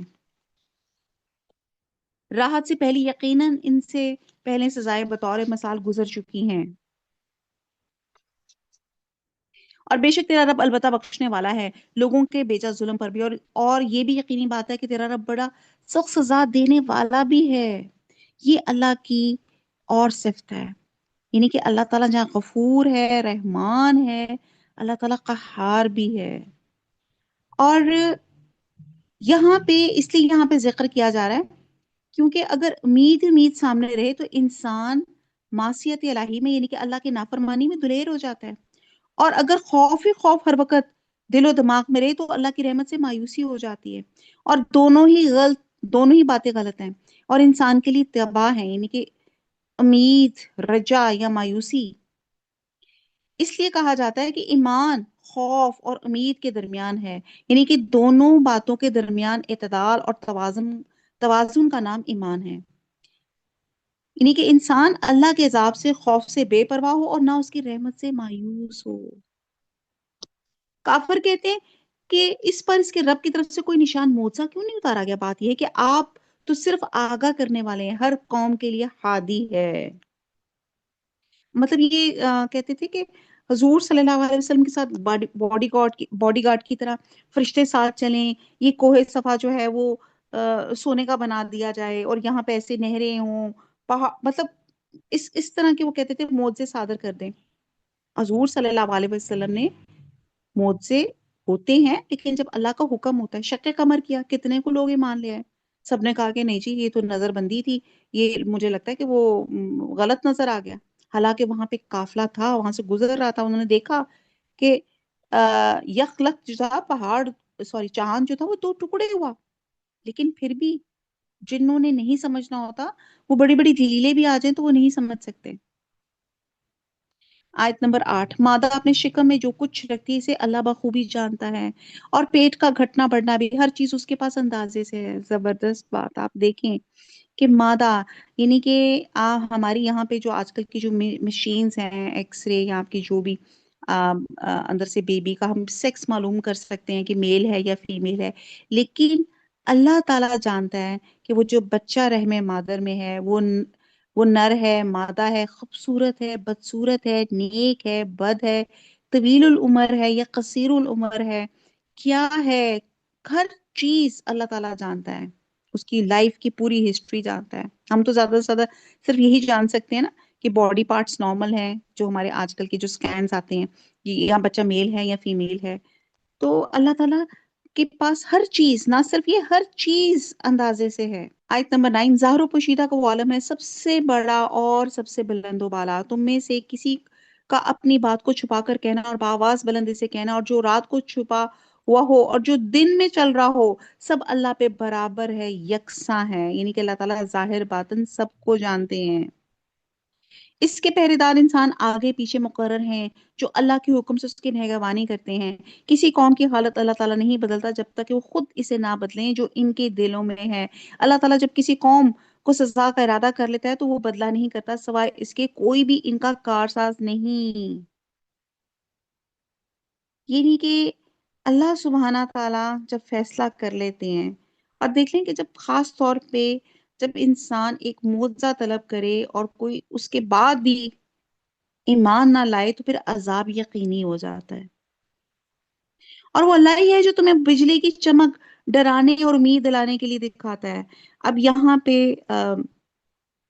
سورہ رات، رات کا مطلب ہوتا ہے چمک، بجلی، تو یہاں پہ وہ لفظ آئے یسبح الرعد بحمدہ، کہ وہ تمہیں بجلی کی چمک ڈرانے اور امید دلانے کے لیے دکھاتا ہے اور بھاری بادلوں کو پیدا کرتا ہے۔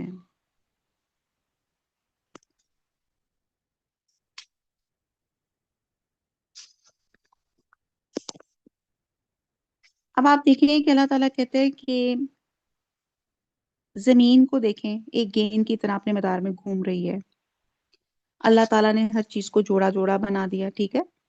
پھر اب آپ دیکھیں کہ کائنات کی سطح پہ بھی غور کریں، اس کے ایک قطعات جو ہے وہ یکساں نہیں ہے، اگرچہ سب ایک دوسرے سے ملے ہوئے ہیں، ہر خطہ اپنی پیداوار میں مختلف خدمتیں انجام دے رہے ہیں، ہر درخت کا پھل یکساں نہیں، کسی جگہ ایک ہی پھل اعلیٰ درجے کا ہوتا ہے، دوسری جگہ ادنا درجے کا پھل ہوتا ہے، لیکن ذائقہ مختلف ہوتا ہے، غور و فکر کریں۔ اور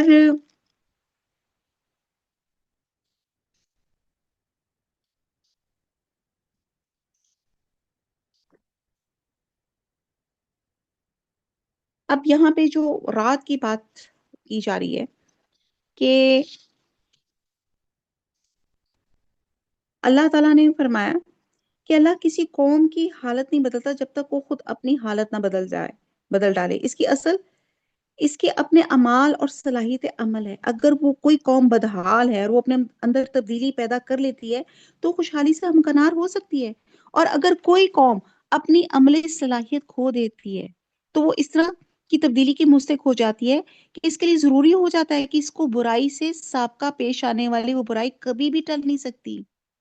تو اللہ کا یہ قانون ہے، اور یہ خیر اور خوبی کی ہر بات انسان جو ہے کہ انسان سمجھتا ہے کہ یہ اس کے لیے شر ہے، لیکن در حقیقت وہ سب کچھ اس کے لیے خیر ہی کا وسیلہ ہوتا ہے۔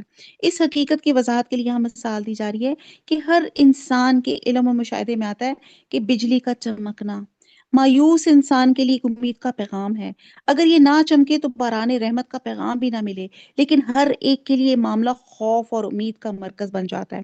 باران رحمت کی امید سے خوش ہونا، لیکن ساتھ ہی بجلی کی چمک سے خوف طاری ہو جانا جب وہ کسی انسان پہ گرتی ہے تو اس کے لیے موت کا پیغام ہوتا ہے۔ اسی طرح بادلوں کا گرجنا سب کے لیے ہولناکی کا ذریعہ نہیں ہوتا، در حقیقت یہ اللہ کی محمودیت کا اعلان ہوتا ہے. وہ گرج گرج کر اللہ کی تسبیح کر رہے ہوتے ہیں، اور فرشتے بھی اس کے خوف سے ان کی تسبیح کر رہے ہوتے ہیں. مگر انسانوں کو، یعنی کہ اللہ تعالیٰ کی قدرت اور حکمت ہے کہ یہ نشانیاں ہیں جو اس کے علم و مشاہدے میں آتی ہیں، لیکن اس کی غفلت کا یہ حال ہے کہ اللہ کی ذات اور صفات اور ہستی کے بارے میں ہمیشہ جھگڑتا رہتا ہے.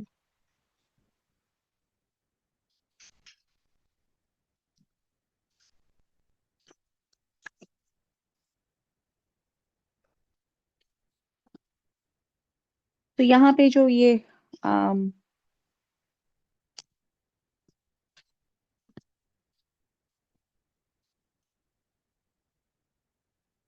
تو یہاں پہ بات ہو رہی ہے کہ اللہ تعالیٰ کو امید اور رجا سے پکارے،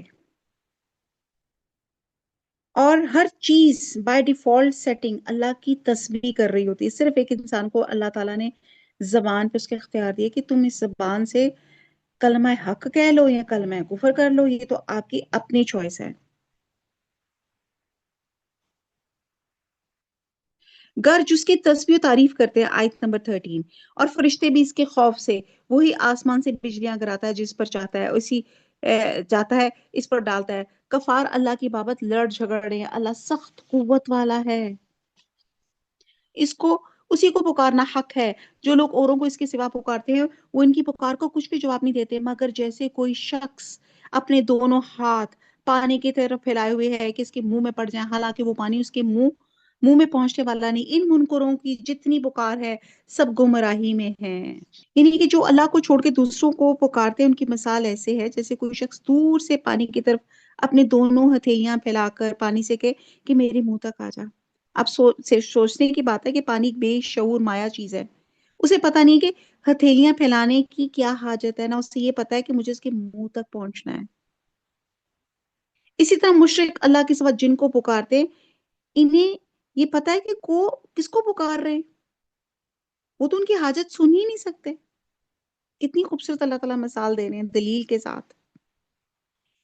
سورہ نحل میں ہے کہ انہوں نے نہیں دیکھا کہ اللہ نے جو چیز بھی پیدا کی ہے، ان کے سائے داہنے بائیں سے اللہ کو سجدہ کرتے ہیں اور ہوئے ڈھلتے ہیں اور وہ عاجزی کرتے ہیں. اور یہ اس سجدے کی کیفیت کو اللہ تعالیٰ ہی جانتا ہے کہ تمام مخلوق اللہ کے حکم کے تابع ہے. اب یہاں پہ ہم پڑھتے ہیں کہ یہاں جو سجدوں کی بات کی جا رہی ہے، آیت نمبر 15، اللہ ہی کے لیے زمین اور آسمان کی سب مخلوق خوشی اور ناخوشی سے سجدہ کرتی ہے، اور ان کے سائے بھی صبح و شام. یہ آیت سجدہ ہے، سجدہ کر لیں. اب آپ دیکھیں کہ ہر چیز اللہ کو سجدہ کر رہی ہے، ہر چیز. صرف ایک انسان وہی بات ہے کہ وہ بائی ڈیفالٹ سیٹنگ ہر چیز ایک انسان کے پاس اختیار ہے کہ وہ اپنا ماتھا اللہ کے لیے سجدے کے لیے وہ زمین پہ جھکاتا ہے کہ نہیں جھکاتا. اللہ کے لیے تو بہت آسان تھا کہ سب کو ہی حق پہ کر دیتے. ایون آپ کا اپنا سایہ بھی، وہ بھی سجدہ کر رہا ہوتا ہے. آپ پوچھیے کہ آسمان اور زمین کا پروردگار کون ہے، کہہ دیجئے اللہ. کہہ دیجئے کیا تم پھر بھی اس کے سوا اوروں کو حمایتی بنا رہے ہو جو خود اپنی جان سے بھی بھلے برے کا اختیار نہیں رکھتے. کہہ دیجئے کیا اندھا اور بینا برابر ہو سکتے ہیں؟ کیا اندھیریوں اور روشنیاں برابر ہو سکتی ہیں؟ کیا جنہیں یہ اللہ کے شریک ٹھہرا رہے انہوں نے بھی اللہ کی طرح مخلوق پیدا کی ہے کہ ان کی نظر میں پیدائش مشتبہ ہو گئی ہو؟ کہہ دیجئے کہ صرف اللہ ہی تمام چیزوں کا خالق ہے، وہ اکیلا ہے، وہ اور زبردست غالب ہے. اسی نے آسمان سے پانی برسایا، پھر اپنی وسعت کے مطابق نالے بہ نکلے، پھر پانی کے ریلے نے اوپر چڑھے جھاگ کو اٹھا لیا، اور اس چیز میں بھی جس کو آگ میں ڈال کر تپاتے ہیں زیور یا سازو سامان کے لیے. اسی طرح کہ جھاگ ہے، اسی طرح اللہ تعالیٰ حق و باطل کی مثال بیان فرماتا ہے. اب جھاگ تو نکارا ہو کر چلا جاتا ہے، لیکن جو لوگوں کو نفع دینے والی چیز ہے وہ زمین میں ٹھہری رہتی ہے. اللہ تعالیٰ اسی طرح مثالیں بیان فرماتا ہے. سبحان اللہ. اب آپ دیکھیں کہ آپ سب، رمضان ماشاءاللہ شروع ہو رہا ہے، لسی بن رہی ہے، شیکس بن رہے ہیں، سمودیز بن رہی ہیں، تو آپ دیکھتے ہیں کہ فروتھے سی آ جاتی ہے اوپر جس کو ہم جھاگ کہتے ہیں. اور تھوڑی دیر اگر آپ کا وہ کپ پڑا رہے تو اس کے بعد وہ جھاگ غائب ہو جاتی ہے، اور جو آپ کی جو بھی کوئی کافی یا آپ کا جو بھی لسی کوئی بھی چیز ہے وہ رہ جاتی ہے. تو یہاں پہ اللہ سبحانہ تعالیٰ اتنی خوبصورت مثال جو ہے بیان کر رہے ہیں کہ یعنی کہ وہ جھاگ جو پانی کے اوپر آ جاتا ہے وہ مزمحل ہوتا ہے اور ہوائیں جسے اڑا لے جاتی ہیں. تو مطلب یہاں پہ اللہ تعالیٰ مثال پہ یہ سمجھا رہے ہیں کہ جب پانی برستا ہے تو زمین کے لیے شادابی اور گلریزی ہو جاتی ہے. اور آپ دیکھتے ہیں کہ ہر آدمی دیکھتا ہے کہ تمام وادیاں نہروں کی طرح روا دوا ہو جاتی ہیں. تو کیا اس کی میل کچیل اور کوڑا کرکٹ باقی رہتا ہے؟ زمین کو جس قدر پانی کی ضرورت ہوتی ہے وہ جذب کر لیتی ہے اور کچھ پانی روک کر باقی تیزی سے بہ جاتا ہے. اس میں میل کچیل اور کوڑا کرکٹ جھاگ بن کر اوپر آ جاتا ہے اور پھر پانی کی روانی اس کو اٹھا لے جاتی ہے. اب وہاں کسی چیز کا نام و نشان نہیں رہتا. اور دوسری مثال بیان کی گئی کہ جب سونے اور چاندی یا کسی دھات کو آگ پر تپایا جاتا ہے تو کھوٹ الگ ہو جاتا ہے اور خالص دھات باقی رہ جاتی ہے. اگر جن کو پتا ہو نا مائنس سے جب جہاں گولڈ کو اکٹھا کیا جاتا ہے تو کس کس طرح گولڈ کے ساتھ باقی چیزیں بھی جو کھوٹ چیزیں بھی ساتھ ساتھ آ جاتی ہیں. پھر ان کو کتنا پکایا جاتا ہے اور پھر کیا ہوتا ہے خالص دھات باقی رہ جاتی ہے. تو یہ اللہ کا قانون ہے جو اللہ تعالیٰ مثالوں کے ساتھ بیان کر رہے ہیں کہ جو چیز نافع ہوگی وہ باقی رہے گی، جو نافع نہیں ہوگی وہ نابود ہو جائے گی. اور یہی حقیقت حق و باطل کی ہے کہ حق وہی ہے جس میں دنیا والوں کو نفع حاصل ہوتا ہے کیونکہ حق کبھی مٹنے والا نہیں ہوتا اور وہ باقی اور قائم رہتا ہے. اور حق کے معنی ہے قیام و ثبات کے ہیں، لیکن باطل وہ ہے جو نافع نہیں ہے، یعنی کہ جو فائدہ مند نہیں ہے. اس کا قدرتی خاصہ ہے کہ وہ مٹ جائے گا، ٹل جائے گا. اور یہاں پہ یہی بات جو ہے بیان کی گئی ہے.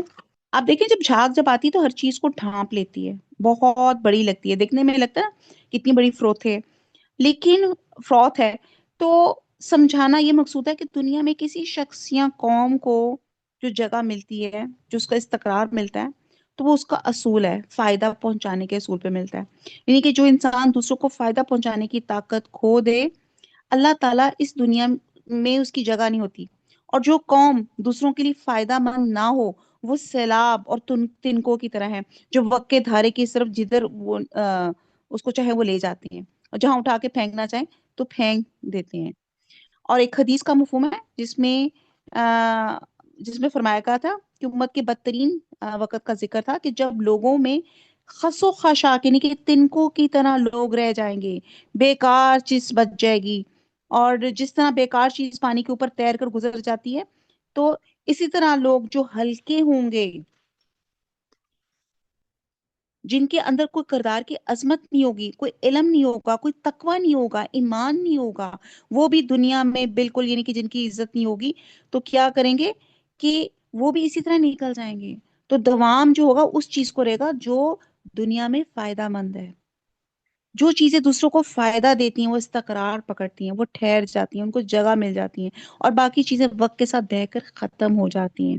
تو پھر یہاں سے ہمیں سمجھ آتی ہے کہ اپنے اندر دوسروں کو فائدہ پہنچانے کی ہمارے اندر کتنی صلاحیت ہے. جب تک ہم دوسروں کو فائدہ پہنچاتے رہیں گے اس دنیا میں جگہ ملے گی انشاءاللہ تعالی. آیت نمبر آگے ہے، اور اس چیز میں بھی جس کو آگ میں ڈال کر تپایا جاتا ہے زیور یا ساز و سامان کے لیے، اسی طرح کی جھاگ ہے. اللہ تعالیٰ حق و باطل کی مثال بیان فرماتا ہے. اب جھاگ تو ناکارہ ہو کر چلا جاتا ہے لیکن جو لوگوں کو نفع دینے والی چیز ہے وہ زمین میں ٹھہری رہتی ہے. اللہ تعالیٰ اس طرح مثالیں بیان فرماتا ہے جن لوگوں نے اپنے رب کے حکم کی بجاوری کی ان کے لیے بھلائی ہے، اور جن لوگوں نے اس کی حکم برداری نہ کی اگر ان کے لیے زمین میں جو کچھ ہے سب کچھ اور اسی کے ساتھ ویسا اور بھی ہو تو وہ سب کچھ اپنے بدلے میں دے دیں. یہی ہے جن کے لیے برا حساب ہے، جن کا ٹھکانہ جہنم ہے جو بہت بری جگہ ہے. کیا وہ ایک شخص جو یہ علم رکھتا ہو کہ آپ کی طرف آپ کے رب کی جانب سے جو اتارا گیا وہ حق ہے، اس شخص جیسا ہو سکتا ہے؟ جو اندھا ہو نصیحت تو وہی قبول کرتے ہیں جو عقل مند ہو، جو اللہ کے عہد و پیمان کو پورے کرتے ہیں اور قول و قرار توڑتے نہیں.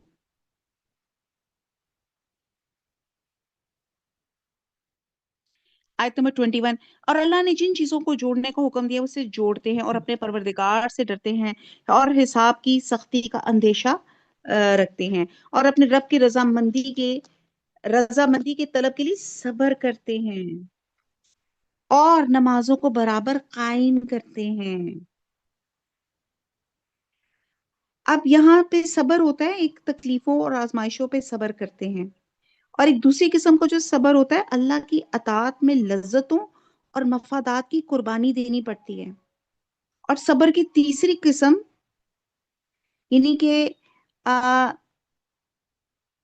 انسان جو ہے اپنے اوپر، جیسے ابھی ہم نے سورہ یوسف میں بھی دیکھا کہ اپنی زیادتیوں کو معاف کر دینا، لوگوں کی باتوں کو، ان کی تکلیفوں کو، ان پہ صبر کر کے ان کو معاف کر دینا، تو یہ سب چیزیں اسی میں آتی ہیں کہ جو رب کی رضامندی کے لیے صبر کرتے ہیں۔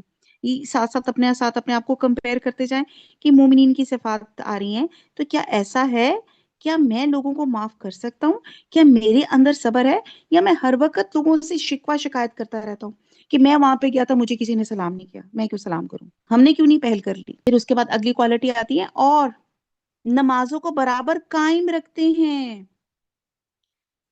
اور جو کچھ ہم نے نہیں دے رکھا ہے اسے چھپے کھلے خرچ کرتے ہیں، انفاق فی سبیل اللہ، خفیہ بھی اور اعلانیہ بھی۔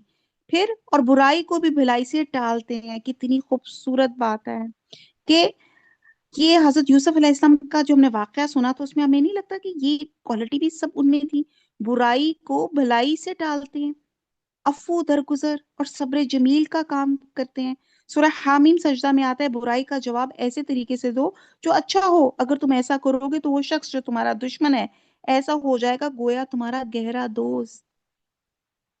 اس رمضان میں کم از کم آج دل سے لوگوں سے معافیاں مانگیں اور لوگوں کو دل سے معاف کر دیں، اور اپنا اخلاق اتنا بلند کر لیں کہ آپ سے جو آپ کے دشمن یا جو آپ سے نفرت کرتے ہیں یا جو آپ سے خار کھاتے ہیں، آپ کے اخلاق سے متاثر ہو کے آپ کا دوست بن جائیں۔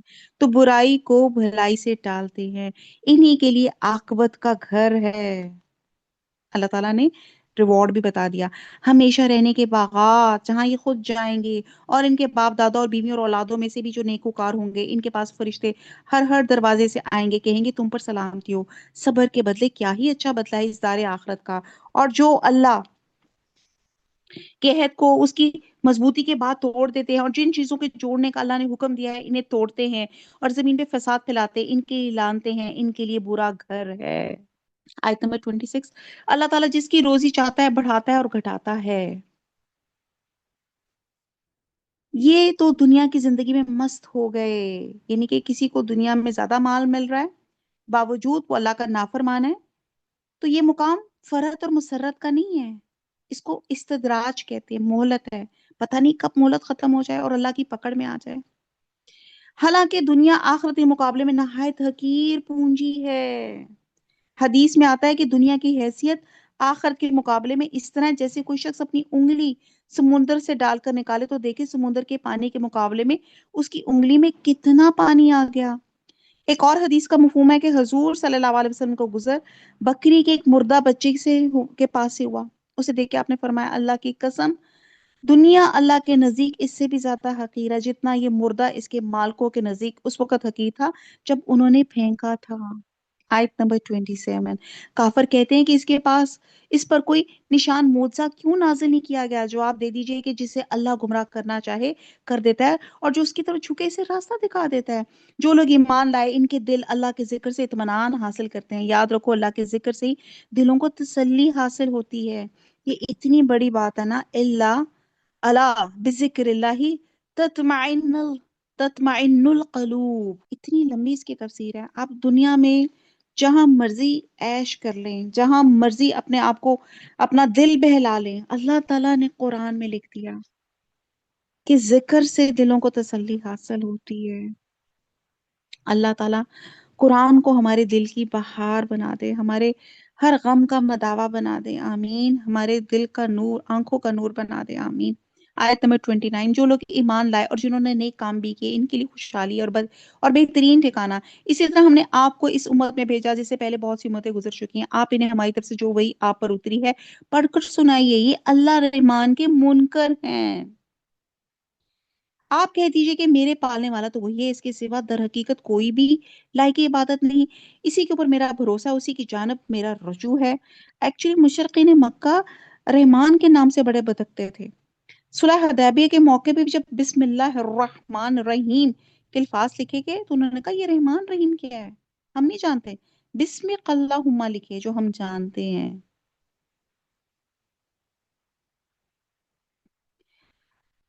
آیت نمبر 31. اگر بالفرض قرآن کے ساتھ پہاڑ چلا دیے جاتے یا زمین ٹکڑے ٹکڑے کر دی جاتی یا مردوں سے باتیں کرا دی جاتی پھر بھی وہ ایمان نہ لاتے. اتنے کٹر تھے یہ اپنے کفر میں. بات یہ ہے کہ سب کام اللہ کے ہاتھ میں ہے. تو کیا ایمان والوں کو اس بات پہ دل جمی نہیں کہ اللہ تعالیٰ چاہے تو تمام لوگوں کو ہدایت دے دے؟ کفار تو ان کے کفر کے بدلے ہمیشہ ہی کوئی نہ کوئی سخت سزا پہنچتی رہے گی یا ان کے مکانوں کے قریب نازل ہوتی تا وقتے کے وعدہ الہی آ پہنچے. یقیناً اللہ تعالیٰ وعدہ خلافی نہیں کرتا. یعنی کہ قیامت واقعہ ہو جائے یا اہل اسلام کو واقعی فتح اور غلبہ حاصل ہو جائے. آیت نمبر 32. آپ سے پہلے کے پیغمبروں کا مذاق اڑایا گیا تھا اور اور میں نے بھی کافروں کو ڈھیل دی تھی پھر انہیں پکڑ لیا پس میرا عذاب کیسا رہا. حدیث میں آتا ہے اللہ تعالیٰ ظالم کو مہلت دیے جاتا ہے حتیٰ کہ جب اسے پکڑتا ہے تو پھر چھوڑتا نہیں. اس کے بعد نبی صلی اللہ علیہ وسلم نے یہی آیت تلاوت کی تھی. اور اسی طرح تیرے رب کی پکڑ ہے کہ جب وہ ظلم کی مرتکب بستیوں کو پکڑتا ہے تو یقیناً اس کی پکڑ بہت ہی المناک اور سخت ہے. یہ حضور صلی اللہ علیہ وسلم نے یہ آیت تلاوت کی تھی. آیت نمبر 33. آیا وہ اللہ جو کہ نگہبانی کرنے والا ہے ہر شخص کی اس کے کیے ہوئے اعمال پر ان لوگوں نے اللہ کے شریک ٹھہرائے. کہہ دیجئے ذرا ان کے نام تو لو. کیا تم اللہ کو وہ باتیں بتاتے ہو جو زمین جو وہ زمین میں جانتے ہی نہیں یا صرف اوپری اوپری باتیں بنا رہے ہو؟ بات اصل یہ ہے کہ کفر کرنے والوں سے ان کے لیے مکر سجا دیے گئے اور وہ صحیح راہ سے روک دیے گئے اور جس کو اللہ گمراہ کر دے اس کو راہ دکھانے والا کوئی نہیں. اللہ تعالیٰ نے صاف کہا نا کہ آپ کی تڑپ ہے آپ ہدایت مانگیں گے اللہ تعالیٰ ضرور دیں گے. وہ کہتے ہیں نا آپ ایک قدم چلو گے اللہ دو قدم آئے گا. آپ چلتے ہوئے آؤ گے اللہ دوڑتے ہوئے آئے گا. ہدایت مانگے تو صحیح آپ کی تڑپ آپ کی اخلاص اور نیت کیا ہے. اللہ کے لیے بہت آسان تھا. اللہ تعالیٰ سب کو ہی مسلمان کر دیتے سب کو ہی راہ ہدایت دے دیتے. سورہ نحل میں آتا ہے اگر تم ان کی ہدایت کی خواہش رکھتے ہو تو یاد رکھو اللہ تعالیٰ اسے ہدایت نہیں دیتا جسے وہ گمراہ کرتا ہے. ان کا کوئی مددگار نہیں ہوگا. ان کے لیے دنیا کی زندگی میں بھی عذاب ہے اور آخرت کا عذاب تو بہت ہی زیادہ سخت ہے. انہیں اللہ کے غضب سے بچانے والا کوئی بھی نہیں. اس جنت کی صف جس کا وعدہ پرہیزگاروں کو دیا جاتا ہے یہ ہے. اب یہ جنت کو دیکھیں امیجن کریں کہ ہم جنت میں انشاءاللہ تعالیٰ اسی طرح اللہ کی محفل سجائیں گے اللہ کا کلام پڑھیں گے. یہ ہے کہ اس کے نیچے سے نہریں بہ رہی ہیں. اس کا میوہ ہمیشہ والا ہے اس کا سایہ بھی. یہ ہے انجام پرہیزگاروں کا اور کافروں کا انجام کار دوزخ ہے. جنہیں ہم نے کتاب دی وہ تو جو آپ پر اتارا جاتا ہے اس سے خوش ہوتے ہیں اور دوسرے پھر کس کی باتوں کی منکر ہیں. آپ اعلان کر دیجئے مجھے تو صرف یہی حکم دیا گیا ہے کہ میں اللہ کی عبادت کروں اور اس کے ساتھ شریک نہ کروں. میں اسی کی طرف بلا رہا ہوں اور اسی کی جانب میرا لوٹنا ہے. اور اسی طرح ہم نے اس قرآن کو عربی زبان کا فرمان اتارا ہے. اگر آپ نے ان کی خواہشوں کی پیروی کر لی اس کے بعد آپ کے پاس علم آ چکا تو اللہ کے عذابوں سے آپ کو کوئی حمایتی ملے گا اور نہ بچانے والا. ہم آپ سے پہلے بھی بہت سے رسول بھیج چکے. ہم نے ان سب کو بیوی بچوں والا بنایا. کسی رسول سے نہیں ہو سکتا کہ کوئی نشانی بغیر اللہ کی اجازت کے لیے ہے. ہر مقررہ وعدے کی ایک لکھت ہے. اللہ جو چاہے مٹا دے اور جو چاہے ثابت رکھے. لوہے محفوظ اسی کے پاس ہے. حدیث میں آتا ہے کہ آدمی گناہوں کی وجہ سے رزق سے محروم کر دیا جاتا ہے. دعا سے تقدیر بدل جاتی ہے اور صلہ رحمی سے عمر میں اضافہ ہو جاتا ہے. اور بات حضرت عمر سے منقول ہے کہ وہ دوران طواف روتے ہوئے یہ دعا پڑھتے تھے. اللہم یعنی کہ یہ دعا میں ترجمہ پڑھ دیتی ہوں کہ اے اللہ اگر تو نے مجھ پر بدبختی اور گناہ لکھا تو اسے مٹا دے اس لیے کہ تو جو چاہے مٹائے اور جو چاہے باقی رکھے. تیرے پاس ہی لوہے محفوظ ہے پس تو بدبختی کو سعادت اور مغفرت سے بدل دے. اس مفہوم پر یہ اعتراض ہو سکتا ہے کہ حدیث میں تو آتا ہے کہ جف القلم بما انت قائن یعنی کہ اے ابو ہریرہ جس سے تو دو چار ہونے والا ہے قلم اسے لکھ کر خشک کر چکا ہے. تو سب چیزیں لوہے محفوظ میں ہیں. ان کے کیے ہوئے وعدوں میں سے کوئی اگر ہم آپ کو دکھا دیں یا یا آپ کو ہم فوت کر لیں تو آپ پر تو صرف پہنچا دینا ہی ہے، حساب تو ہمارے ذمے ہی ہے۔ کیا وہ نہیں دیکھتے کہ ہم زمین کو اس کے کناروں سے گھٹاتے چلے آ رہے ہیں؟ اللہ حکم کرتا ہے، کوئی اس کے احکام پیچھے ڈالنے والا نہیں، وہ جلد حساب لینے والا ہے۔ ان سے پہلے لوگوں نے بھی اپنی مکاری میں کمی نہ کی، لیکن تمام تدبیریں اللہ ہی کی ہیں۔ جو شخص جو کچھ کر رہا ہے اللہ کے علم میں ہے۔ کافروں کو بھی معلوم ہو جائے گا کہ اس جہان کی سزا کس کے لیے ہے۔ یہ کافر کہتے ہیں آپ اللہ کے رسول نہیں، آپ جواب دیجئے مجھ میں اور تم میں اللہ گواہی دینے والا کافی ہے، اور وہ جس کے پاس کتاب کا علم ہے۔ اور یہاں پہ کتاب سے مراد ہے تورات اور انجیل کا علم ہے، یعنی کہ اہل کتاب میں سے وہ لوگ جو مسلمان ہو گئے تھے وہ جانتے تھے کہ میں اللہ کا رسول ہوں، یعنی کہ ہر کتاب میں حضور صلی اللہ علیہ وسلم کا مینشن تھا۔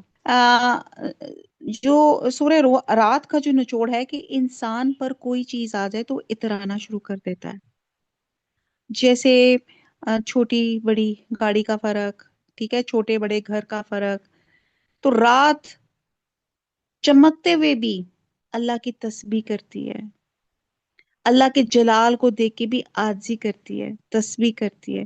تو اللہ سے دعا کرتے ہیں اللہ تعالی ہم سب کو بھی ذکر کی توفیق عطا دے، کیسے بھی حالات ہوں، اچھے برے، ہم اللہ سے غافل نہ ہوں، ہر وقت اللہ کی تسبیح کرتے رہیں، جیسے اللہ کی پوری کائنات اللہ کی تسبیح کر رہی ہے اور سجدے کر رہی ہے۔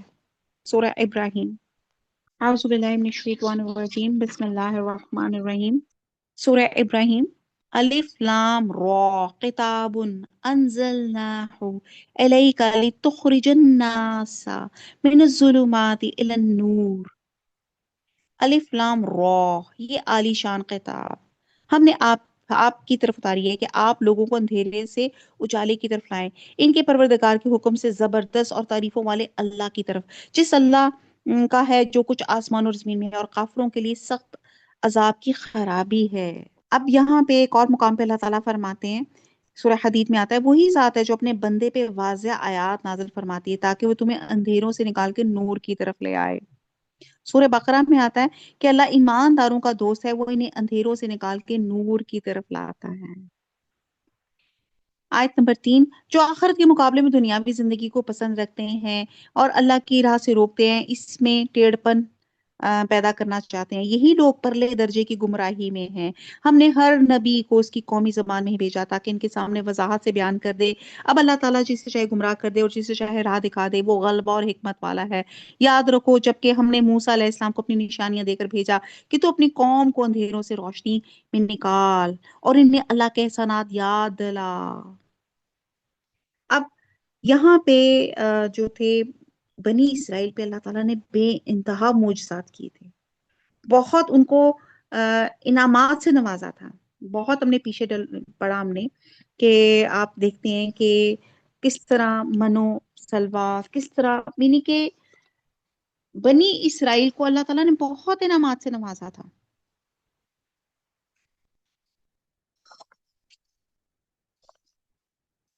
اور پھر بھی انہوں نے نافرمانی کی۔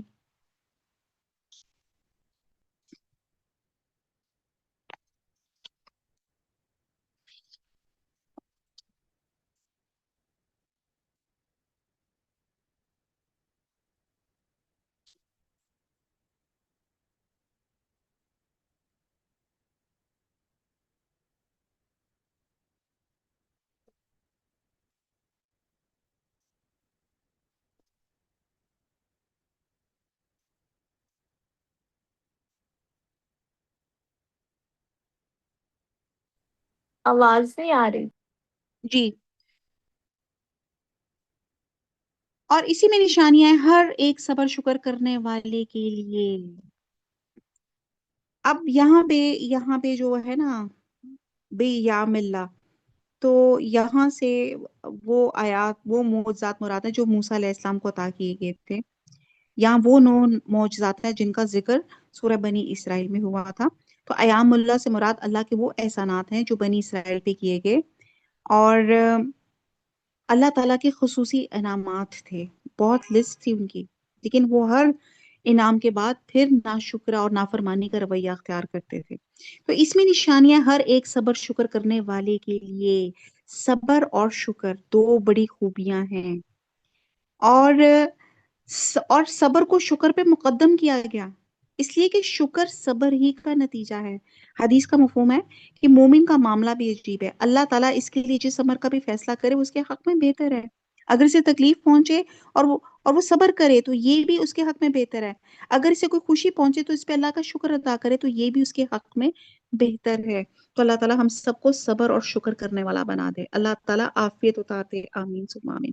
آیت نمبر 6، جس وقت موسیٰ نے اپنی قوم سے کہا کہ اے اللہ، کہ وہ قوم سے کہا کہ اللہ کے وہ احسانات یاد کرو جو اس نے تم پر کیے، جبکہ اس نے تمہیں فرعونیوں سے نجات دی۔ اب یہ احسانات یاد کرتے رہے کہ کیا فرعونیوں سے نجات دی، غلامی میں قوم تھی جو تمہیں بڑے دکھ پہنچاتے تھے، تمہارے لڑکوں کو قتل کرتے تھے، تمہاری لڑکیوں کو زندہ چھوڑتے تھے، اس میں تمہارے رب کی طرف سے تم پر بہت بڑی آزمائش تھی۔ اور جب تمہارے پروردگار نے تمہیں آگاہ کر دیا کہ اگر تم شکر گزاری کرو گے تو بے شک میں تمہیں زیادہ دوں گا، اور اگر ناشکری کرو گے تو یقیناً میرا عذاب بہت سخت ہے۔ اور کفران نعمت ناشکری اللہ کو سخت ناپسند ہے، جس پر اس نے سخت عذاب کی وعید بیان کی ہے۔ نبی صلی اللہ علیہ وسلم نے فرمایا کہ عورتوں کی اکثریت اپنے خامدوں کی ناشکری کرنے کی وجہ سے جہنم میں جائے گی۔ انسان اللہ کی شکر گزاری کرے گا تو اس میں اس کا فائدہ ہے، ناشکری کرے گا تو اللہ کا اس میں کوئی نقصان نہیں، وہ بے نیاز ہے۔ حدیث قدسی آتی ہے، اللہ تعالیٰ فرماتے ہیں، اے میرے بندو، اگر تمہارے اول اور آخر اور اسی طرح تمام انسان اور جن اس ایک آدمی کی دل کی طرح ہو جائے جو تم میں سب سے زیادہ متقی اور پرہیزگار ہو، یعنی کہ کوئی بھی نافرمان نہ رہے، تو اس سے میری حکومت اور بادشاہی میں اضافہ نہیں ہوگا۔ اور اے میرے بندو، اگر تمہارے اول اور آخر تمام انسان اور جن اس ایک آدمی کی دل کی طرح ہو جائے جو تم میں سب سے بڑا نافرمان اور فاجر ہے، تو اس سے میری حکومت اور بادشاہی میں کوئی کمی واقع نہیں ہوگی۔ اور اے میرے بندو، اگر تمہارے اول اور آخر اور انسان اور جن سب ایک میدان میں جمع ہو جائیں، مجھ سے سوال کریں، بس میں ہر انسان کو اس کے سوال کے مطابق عطا کر دوں، تو اس سے میری خزانے اور بادشاہی میں اتنی کمی ہوگی جتنی سوئی کے سمندر میں ڈبو کر نکالنے سے سمندر کے پانی میں ہوتی ہے۔ اللہ تعالیٰ ہم سب کو شکر کرنے کی الحمدللہ الحمدللہ الحمدللہ شکر کی جو ہے توفیق عطا فرمائے۔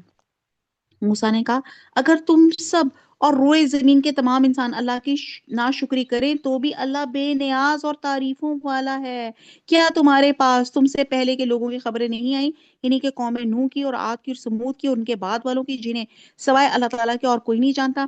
ان کے پاس ان کے رسول موعظے لائے لیکن انہوں نے اپنے ہاتھ اپنے منہ میں دبا لیے اور صاف کہہ دیا جو کچھ تم میں دے کر بھیجا گیا ہم اس کے منکر ہیں، اور جس چیز کی طرف تم ہمیں بلا رہے ہو ہمیں تو اس میں بڑا بھاری شبہ ہے، ہم سے خاطر جمانی۔ ان کے رسولوں نے کہا کہ کیا حق تعالیٰ کے بارے میں تمہیں شک ہے جو آسمان اور زمین کا بنانے والا ہے؟ وہ تو تمہیں اس لیے بلا رہا ہے کہ تمہارے تمام گناہ معاف فرما دے اور ایک مقرر وقت تک تمہیں مہلت عطا فرمائے۔ انہوں نے کہا تم تو ہم جیسے ہی انسان ہو، تم چاہتے ہو کہ ہمیں ان خداؤں کی عبادت سے روک دو جن کی عبادت ہمارے باپ دادا کرتے تھے، اچھا تو ہمارے سامنے کوئی کھلی دلیل پیش کرو۔ ان کے پیغمبروں نے ان سے کہا کہ یہ تو سچ ہے، ہم تم جیسی انسان ہیں، لیکن اللہ تعالیٰ اپنے بندوں میں سے جس پر چاہتا ہے اپنا فضل کرتا ہے، اللہ کے حکم کے بغیر ہماری مجال نہیں کہ ہم کوئی معجزہ تمہیں لا دکھائیں، اور ایمانداروں کو صرف اللہ تعالیٰ ہی پہ بھروسہ رکھنا چاہیے۔ آیت نمبر نیکسٹ ہے، آخر کیا وجہ ہے کہ ہم اللہ تعالیٰ پہ بھروسہ نہ رکھیں جبکہ اس نے ہمیں ہماری راہیں سجھائیں؟ واللہ جو ایزائیں تم ہمیں دو گے ہم ان پر صبر ہی کریں گے، توکل کرنے والوں کو یہی لائق ہے اللہ ہی پر توکل کریں۔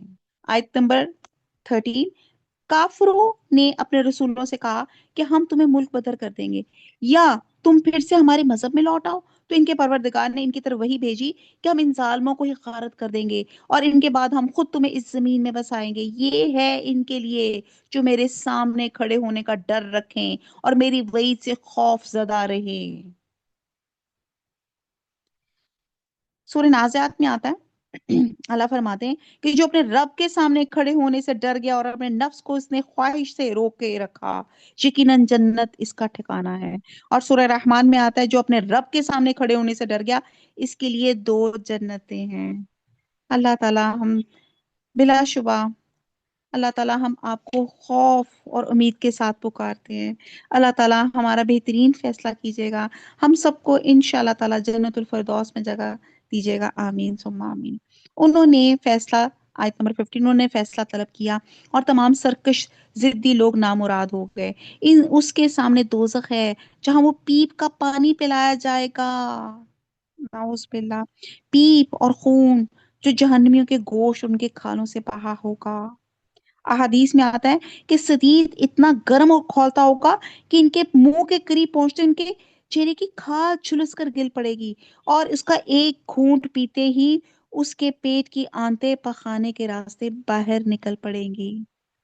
یہ ہوگی مہمان نوازی نافرمان لوگوں کی. اللہم اعذنا منہم. اللہ ہمیں دوزخ کے عذاب سے بچا. اللہم اجرنا من النار. اللہم اجرنا من النار. اللہم اجرنا من النار. جسے بمشکل گھون خون پیے گا پھر بھی اسے گلے سے اتار نہ سکے گا. اسے ہر جگہ سے موت آتی دکھائی دے گی لیکن وہ مرنے والا نہیں. پھر اس کے پیچھے بھی سخت عذاب ہے. ان لوگوں کے مثال جنہوں نے اپنے پالنے والے سے کفر کیا. ان کے اعمال مثل اس راکھ کے ہیں جس پہ تیز ہوا آندھی والے دن چلی. جو بھی انہوں نے کیا اس میں سے کسی چیز پہ قادر نہ ہوں گے. یہی دور کی گمراہی ہے. اب دیکھیں یہاں پہ راکھ کی مثال دے دی گئی. پیچھے پیچھے جھاگ کی مثال دی گئی کہ یہ اس طرح کے ہیں.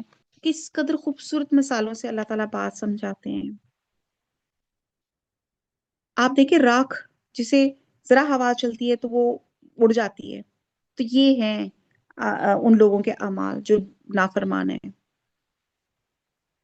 اور یہی دور کی گمراہی ہے. آیت نمبر 19. کیا تو نے نہیں دیکھا اللہ تعالیٰ نے آسمان کو اور زمین کو بہترین تدبیر کے ساتھ پیدا کیا. اگر وہ چاہے تو تم سب کو فنا کر دے اور نئی مخلوق لائے. اللہ پر یہ کام کچھ بھی مشکل نہیں. سب کے سب اللہ کے سامنے روبرو کھڑے ہوں گے. اس وقت کمزور لوگ بڑائی والوں سے کہیں گے ہم تو تمہارے تابع دار تھے تو کیا تم اللہ کے عذابوں میں سے کچھ عذاب ہم سے دور کر سکنے والے ہو.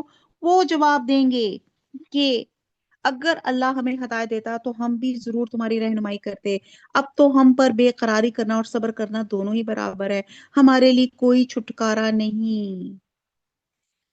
اب کہتے ہیں کہ یہ کچھ کہتے ہیں اسکالرز کہتے ہیں کچھ کنورسیشن ہے جو جہنمی آپس میں کہیں گے. جنتیوں کو جنت اس لیے ملی کیونکہ وہ اللہ کے سامنے روتے تھے گر گڑاتے تھے. آؤ ہم بھی اللہ کی بارگاہ میں آہوزاری کریں. چنانچہ وہ روئیں گے اور خوب آہوزاری کریں گے لیکن اس کا کوئی فائدہ نہیں ہوگا. پھر کہیں گے اچھا جنتیوں کو جنت ان کے صبر کی وجہ سے ملے چلے ہم بھی صبر کرتے ہیں اور صبر کا بھرپور مظاہرہ کریں گے لیکن اس کا بھی کوئی فائدہ نہیں ہوگا. بس اس وقت وہ کہیں گے ہم صبر کریں یا جزا فضا اب چھٹکارے کی کوئی صورت نہیں. اور کہا جاتا ہے یہ ان کی کنورسیشن جہنم کے اندر ہوگی. اور قرآن میں اس کو اور بھی کئی جگہ بیان کیا گیا. سورہ مومن میں, سورہ اعراف میں, سورہ احزاب میں. اور کہتے ہیں کہ اس کے علاوہ یہ جہنمی آپس میں جھگڑیں گے ایک دوسرے پہ گمراہ کرنے کا الزام دھریں گے اور یہ جھگڑا میدان محشر میں ہوگا. وہ سب یہی کہیں گے نا میں نے تمہاری وجہ سے کام کیا تو نہیں تم نے. تو یہاں شیطان کہے گا اللہ نے تمہیں سچا وعدہ دیا تھا. اچھا تو یہاں دونوں ہی ان کے لیے چھٹکارا نہیں. تو آیت نمبر 22 ہے اور جب اور کام کا فیصلہ کر دیا جائے گا تو شیطان کہے گا اللہ نے تو تمہیں سچا وعدہ دیا تھا. میں نے تم سے جو وعدے کیے تھے ان کا خلاف کیا. میرا تم پر کوئی دباؤ تھا ہی نہیں. ہاں میں نے تمہیں پکارا اور تم نے میری مان لی. بس تم مجھے الزام نہ لگاؤ بلکہ خود اپنے تئیں ملامت کرو. نہ میں تمہارا فریاد رس اور نہ تم میری فریاد کو پہنچنے والے. میں تو سرے سے ہی مانتا ہی نہیں. تم مجھے اس سے پہلے اللہ کا شریک مانتے رہے. یقیناً ظالموں کے لیے دردناک عذاب ہے. اب کلیئر کٹ شیطان جو ہے نا وہ اس نے منہ ٹرن کر لیا. اس نے کہا میں نے تو تمہیں. شیطان کیا ہوتا ہے؟ وسوسہ. جب انسان نیکی کا کام کرتا ہے وہ ہمیں ٹریپ کرتا ہے, ہمیں اس نیکی کے کام سے بھٹکاتا ہے اور وہ کہتا ہے میں نے تو تمہیں ٹریپ, میں تو تمہیں صرف ایک ارادہ ایک خیال دیا تھا, عمل تو تم نے خود کیا تھا نا. تو اللہ نے جو وعدے اپنے پیغمبروں کے ذریعے سے کیے تھے کہ نجات میرے پیغمبروں پہ ایمان لانے پہ ہے وہ حق تھے. ان کے مقابلے میں میرے وعدے تو سراسر دھوکہ اور فریب تھے. اللہ تعالیٰ فرماتے ہیں سورہ نساء میں شیطان ان سے وعدے کرتا ہے اور آرزویں دلاتا ہے لیکن شیطان کے یہ وعدے اور آرزویں محض دھوکہ ہیں. آیت نمبر 23. جو لوگ ایمان لائے نیک عمل کیے ان وہ ان جنتوں میں داخل کیے جائیں گے جن کے نیچے چشمے جاری ہیں، جہاں انہیں ہمیش کی ہوگی اپنے رب کے حکم سے، جہاں ان کا خیر مقدم سلام سے ہوگا۔ اب یہاں پہ دیکھیں کہ سلام، آپس میں ان کا تحفہ ایک دوسرے کو سلام کرنا ہوگا۔ علاوہ ازیں فرشتے بھی ہر دروازے سے داخل ہو کر انہیں سلام کریں گے۔ اب آپ دیکھیں کہ سلام کی کتنی امپورٹنس ہے۔ اب آگے بہت ایک خوبصورت یہاں پہ اللہ تعالیٰ نے ایک درخت کے ذریعے ایک مثال اللہ تعالیٰ نے ہمیں سمجھانے کی کوشش کی ہے۔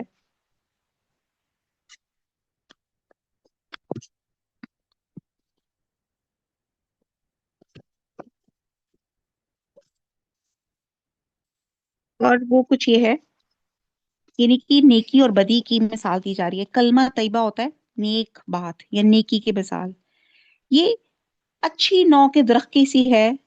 یعنی کہ اللہ تعالیٰ نے دو سارٹ آف درختوں کی مثال دے کے یہاں پہ اللہ تعالیٰ بات سمجھا رہے ہیں کہ ایک درخت ایسا ہے جس کی جڑیں بہت مضبوط ہیں اور گہری ہیں، اس کی شاخیں آسمان کی بلندی کو چھو رہی ہیں، ہر وقت پھلوں سے لدا رہتا ہے اور اسے خوب فائدہ حاصل کیا جاتا ہے۔ اس کو کہتے ہیں کلمہ طیبہ، یعنی کہ سردی گرمی حالات کیسے بھی ہوں وہ پھل دیتا رہتا ہے، فائدہ دیتا رہتا ہے۔ اور کلمہ خبیثہ، بری بات، بدی کی مثال اس درخت کی سی ہے جو کہیں بھی ڈھنگ سے نہ اگے، اس کی جڑیں مستحکم نہ ہو، نہ شاخیں بلند ہو، آسانی سے اکھاڑ کے پھینک دیا جائے اور اس میں ذرا بھی قرار اور ثبات نہ ہو۔ کہتے ہیں کہ جو لوگ ایمان کی دولت اور توحید کی چاشنی رکھتے ہیں وہ کلمہ طیبہ کے درخت کی مانند ہوتے ہیں، اور اس نعمت کی بدولت دنیا اور آخرت میں ثبات میسر ہوگا اور وہ حیات طیبہ حاصل کرتے ہیں۔ اور اس کے برعکس مشرک جو ظالم ہیں، ان کی مثال کلمہ خبیثہ کے درخت کی طرح ہے، ان پہ ہمیشہ اللہ کی پھٹکار رہتی ہے اور دنیا اور آخرت میں ناکام رہتے ہیں۔ اور جو کلمہ طیبہ والے ہوتے ہیں ہر وقت خیر خیر خیر۔ تو یہاں پہ مومن اور شجر طیبہ میں کیا چیزیں کامن ہیں؟ یعنی کہ آپ دیکھتے ہیں کہ یہ مومن اور یہاں پہ جو شجر طیبہ کی بات کی جا رہی ہے، دونوں ٹھنڈک پرووائڈ کرتے ہیں، ٹھیک ہے، شیڈ دیتے ہیں، یعنی کہ فائدہ دیتے رہتے ہیں۔ درخت بھی اور مومن بھی کی ذات بھی ہر وقت فائدہ دیتی رہتی ہے، اور درخت پھل دیتا ہے، اور مومن انسان اپنی نیک اولاد، باقیات الصالحات، وہ بھی پھل دیتا ہے، نیک اولاد دیتا ہے۔ اور آپ دیکھیں پھل یا چھاؤ ذات میں فائدہ ہے، پھر اس میں خیر ہے، زرخیزی ہے، مومن کے دل میں بھی زرخیزی ہوتی ہے، اور تنا سہارا دیتا ہے۔ اسی طرح مومن بھی جو ہے ایک دوسرے کو سہارا دیتا ہے۔ پھل سے ایک درخت چھپ جاتا ہے، مومن عاجزی سے جھک جاتا ہے۔ درخت مومن کی جڑیں مضبوط، جس طرح درخت کی جڑیں ہوتی ہیں نا جتنی مضبوط، اسی طرح آپ کا عقیدہ جتنا اسٹرانگ ہوگا آپ کی جڑ بھی اتنی مضبوط ہوگی۔ درخت گرنے کے بعد بھی کام آتا ہے، اور اسی طرح انسان مومن جب فوت بھی ہو جاتا ہے تو باقیات و صالحات، انسان مرنے کے بعد بھی جو ہے وہ نیکی پہ اس کی، یعنی کہ اس کا علم، اس کی اولاد اور اس کے صدقہ جاریہ کے کام اس کو فائدہ دیتے رہتے ہیں۔ تو آپ یہاں پہ دیکھیں کہ یہاں پہ دو طرح کی حقیقتیں ہیں، ایک کو قرار ہے دوسری کو قرار نہیں، ایک میں جماؤ ہے دوسرے میں جماؤ نہیں، ایک کے لیے پھلنا اور پھولنا قیام و ثبات ہے، دوسرے کے لیے پمال ہو کر ختم ہونا ہے۔ کتنی خوبصورت یہاں پہ اللہ تعالیٰ نے مثال دی ہے کہ مومن کی مثال اس درخت کی ہے جو گرمی ہو یا سردی ہو ہر وقت پھل دیتا ہے۔ اسی طرح مومن کے اعمال شب و روز کے لمحات میں ہر آن ہر گھڑی آسمان کی طرف لیے جاتے ہیں۔ اور جو کلمہ خبیثہ یعنی کہ کفر کی مثال ہے، جس کی جڑ زمین کے اوپر ہوتی ہے، ذرا سے اشارے سے اکھڑ جاتی ہے، یعنی کہ کافر کے اعمال بالکل بے حیثیت ہوتے ہیں، نہ اللہ کی بارگاہ میں قبولیت کا درجہ پاتے ہیں۔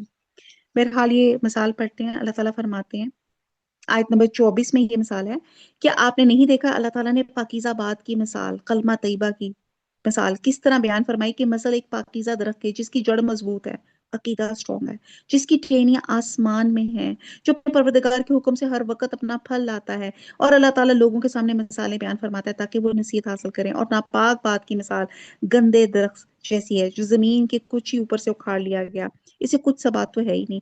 ایمان والوں کو اللہ تعالیٰ پکی بات کے ساتھ مضبوط رکھتا ہے، دنیا کی زندگی میں بھی اور آخرت میں بھی۔ موت کے بعد قبر میں جب مسلمان سے سوال کیا جاتا ہے تو وہ جواب دیتا ہے میں اس بات کی گواہی دیتا ہوں اللہ کے سوا کوئی معبود نہیں اور محمد صلی اللہ علیہ وسلم اللہ کے رسول ہیں۔ حدیث کا ایک مفہوم ہے کہ جب بندے کو قبر میں رکھا جاتا ہے اور اس کے ساتھی چلے جاتے ہیں اور ان کی جوتوں کی آواز سنتا ہے۔ آپ دیکھیں کان ایک ایسی چیز ہے کہ جب بچہ ماں کے رحم میں ہوتا ہے تب بھی وہ آواز سنتا ہے، اور جب بندہ فوت ہو جاتا ہے تو وہ اس کو قبر میں رکھا جاتا ہے تب بھی وہ ان کے جوتوں کی آہٹ سنتا ہے۔ تو اس کے پاس دو فرشتے آ جاتے ہیں، منکر اور نکیر، اسے اٹھا کر سے پوچھتے ہیں کہ اس شخص کے بارے میں تیری کیا رائے ہے؟ وہ مومن ہوتا ہے تو وہ جواب دیتا ہے وہ اللہ کے بندے اور اس کے رسول ہیں۔ فرشتے سے جہنم کا ٹھکانہ دکھاتے ہیں اور کہتے ہیں کہ اللہ نے اس کی جگہ تیرے لیے جنت میں ٹھکانہ بنا دیا۔ بس وہ دونوں ٹھکانے دیکھ لیتا ہے اور اس کی قبر 70 ہاتھ کو شادہ کر دی جاتی ہے اور اس کی قبر کو قیامت تک سرسبز کر دیا جاتا ہے۔ قبر کے جو سوال ہے، من ربو کا، تیرا رب کون ہے؟ ماں دینو کا، تیرا دین کیا ہے؟ من نبیو کا، تیرا پیغمبر کون ہے؟ اللہ سے دعا کرتے ہیں اللہ ہم سب کو ثابت قدمی عطا فرما اور ہم قبر میں ان تمام سوالوں کے جواب دیں کہ ربی اللہ، میرا رب اللہ ہے، وہ دین الاسلام، میرا دین اسلام ہے، وہ نبی محمد رسول اللہ صلی اللہ علیہ وآلہ وسلم، میرے پیغمبر محمد صلی اللہ علیہ وسلم ہے۔ اللہ تعالیٰ جتنے لوگ اس دنیا سے جا چکے ہیں، امت مسلمہ میں سے جو بھی کوئی فوت ہو چکا ہے، اللہ تعالیٰ دعا کرتے ہیں اللہ تعالیٰ ان کو جنت الفردوس میں اونچے درجات میں جگہ عطا فرمائے۔ اللہ ان کے لیے جنت کی کھڑکی کھول دے، اللہ جنت کی کھڑکی کھول دے۔ اللہ تعالیٰ ہمیں ہمارے والدین کے لیے صدقہ جاریہ اور ہماری اولاد کو ہمارے لیے صدقہ جاریہ بنا دے، آمین۔ ہاں، ناانصاف لوگوں کو اللہ بہکا دیتا ہے، اللہ جو چاہے کر گزرے۔ ایکچولی اکثر مجھ سے سب نا میسج کر کے کہتے ہیں کہ آپ کلاس کے بعد دعا کیوں نہیں کرتی، لیکن آپ دیکھا کریں کہ قرآن ایک زندہ کتاب ہے، یہ اللہ کا معجزہ ہے۔ جہاں پہ جو کتاب جب جنت کا ذکر آتا ہے ہم جنت مانگتے ہیں، جب جہنم آتی ہے تو ہم اسے پناہ مانگتے ہیں، تو ہم ساتھ ساتھ دعائیں کر رہے ہوتے ہیں اور اس ہر آیت کے وسیلے کے ساتھ دعا کرتے ہیں کہ اللہ ہم سے راضی ہو جائے، اللہ ہم سے راضی ہو جائے، اللہ ہم سے راضی ہو جائے۔ آیت نمبر 28، کیا آپ نے ان کی طرف نظر نہیں ڈالی جنہوں نے اللہ کی نعمت کے بدلے ناشکری کی اور اپنی قوم کو ہلاکت کے گھر میں لا اتارا؟ یعنی دوزخ میں جس میں یہ سب جائیں گے، جو بدترین ٹھکانہ ہے، انہوں نے اللہ کے ہمسر بنا لیے، لوگوں کو اللہ کی راہ سے بہکائیں۔ آپ کہہ دیجئے خیر مزے کر لو، تمہاری بازگشت تو آخر جہنم ہی ہے۔ میرے ایماندار بندوں سے کہہ دیجئے نمازوں کو قائم رکھیں، جو کچھ ہم نے انہیں دے رکھا ہے اس میں سے کچھ نہ کچھ پوشیدہ اور ظاہر خرچ کرتے رہیں، اس سے پہلے کہ وہ دن آ جائے جس میں نہ خرید و فروخت ہوگی، نہ محبت، نہ دوستی اور محبت۔ نماز یعنی کہ خشوع و خضوع کے ساتھ نماز پڑھیں، زکوٰۃ ادا کریں، صلہ رحمی کریں۔ ابھی سورہ یوسف میں ہم نے کس قدر صلہ رحمی کی بہترین مثال ہم نے پڑھی کہ کتنی ان کے خاندان نے کتنی بھی اذیت دے دی، ان کی جان کے دشمن ہو گئے، ان کے منہ سے کلمہ ذرا سا بھی، جس کو کہتے ہیں نا ایک ہلکا سا بھی تانا بھی نہیں نکلا، ہر وقت اللہ کا شکر۔ سورہ بقرہ میں آتا ہے ایمان والو اس دن کے آنے سے قبل اللہ کی راہ میں خرچ کر لو جس میں نہ کوئی خرید و فروخت ہوگی، نہ کوئی دوستی اور سفارشی کام آئے گی۔ ہم ہر وقت ساری زندگی اپنے مال کو سنبھال کے رکھتے ہیں، ایون اپنے اوپر بھی خرچ نہیں کرتے ہیں۔ اپنی زندگی میں اللہ کے بندوں پہ خرچ کر دیں، ورنہ مال کہتے ہیں وارثوں کا مال ہوتا ہے۔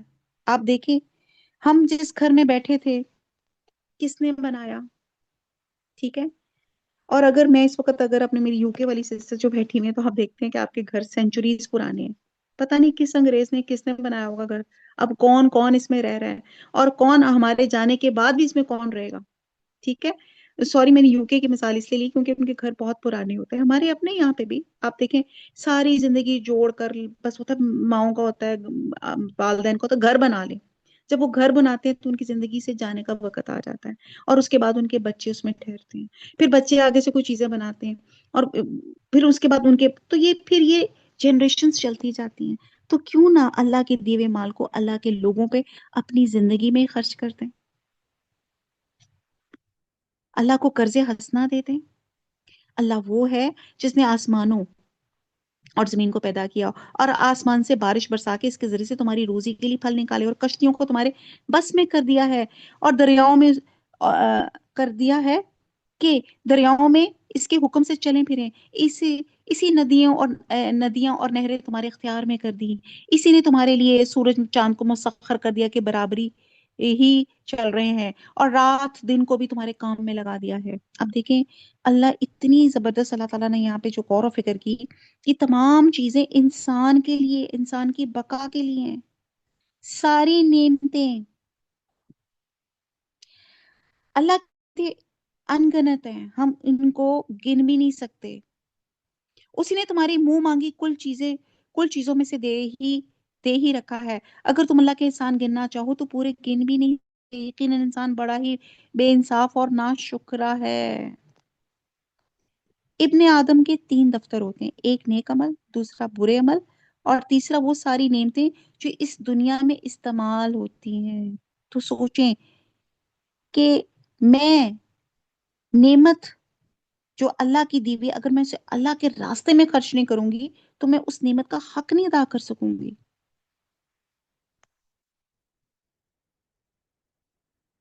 اللہ تعالیٰ نے ہمیں زندگی گزارنے کی تمام سہولتیں دی، اور ایک حضرت داؤد علیہ السلام کا ایک قول ہے کہ اے رب، میں تیرے شکر کس طرح ادا کروں جبکہ شکر بجائے خود تیری طرف سے مجھ پر ایک نعمت ہے۔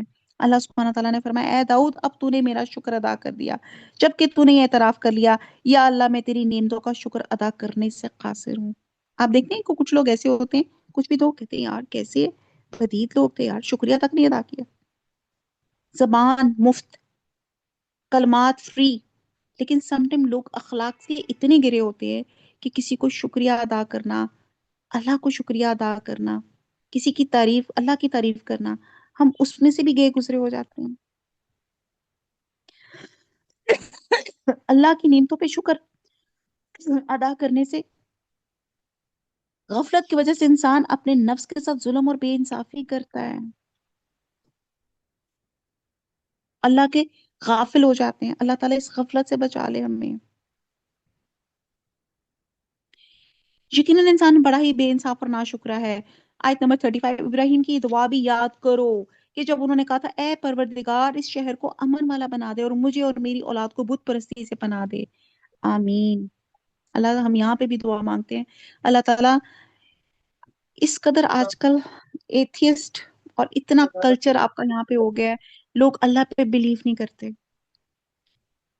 ہماری اولاد بھٹکی ہوئی ہے، حرام راستوں پہ جا رہی ہے۔ اللہ ان کو سب کو صراط مستقیم دکھا دے، اہدنا الصراط المستقیم۔ اللہ نمازی بنا دے، پرہیزگار بنا دے۔ اسی آیت کو وسیلہ بنا کے ہم دعا مانگتے ہیں، اللہ تعالیٰ ہمارے نفس کے شیطان کو، اس موبائل کے شیطان کو اللہ تعالیٰ ہمارے نفس سے بھگا دے۔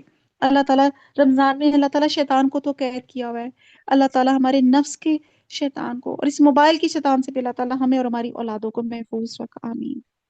اب آپ اس دعا کی تاثیر دیکھیں کہ مکہ جیسی آب و گیا والی سرزمین جہاں کوئی پھلدار درخت نہیں تھا، دنیا بھر کے پھل اور میوے نہایت فراوانی کے ساتھ مہیا کیے جاتے ہیں۔ حج کے موقع پہ دیکھیں کتنے لاکھوں افراد وہاں پہنچ جاتے ہیں، لیکن پھلوں کی فراوانی میں کمی نہیں آتی۔ اور کہتے ہیں کہ یہ دعا خانہ کعبہ کی تعمیر کے بعد مانگی، جبکہ پہلی دعا امن والا بنا دے اس وقت مانگی جب اپنے اہلیہ اور شیر خوار بچے اسماعیل کو اللہ تعالیٰ کے حکم سے وہاں پہ چھوڑ کر چلے گئے تھے۔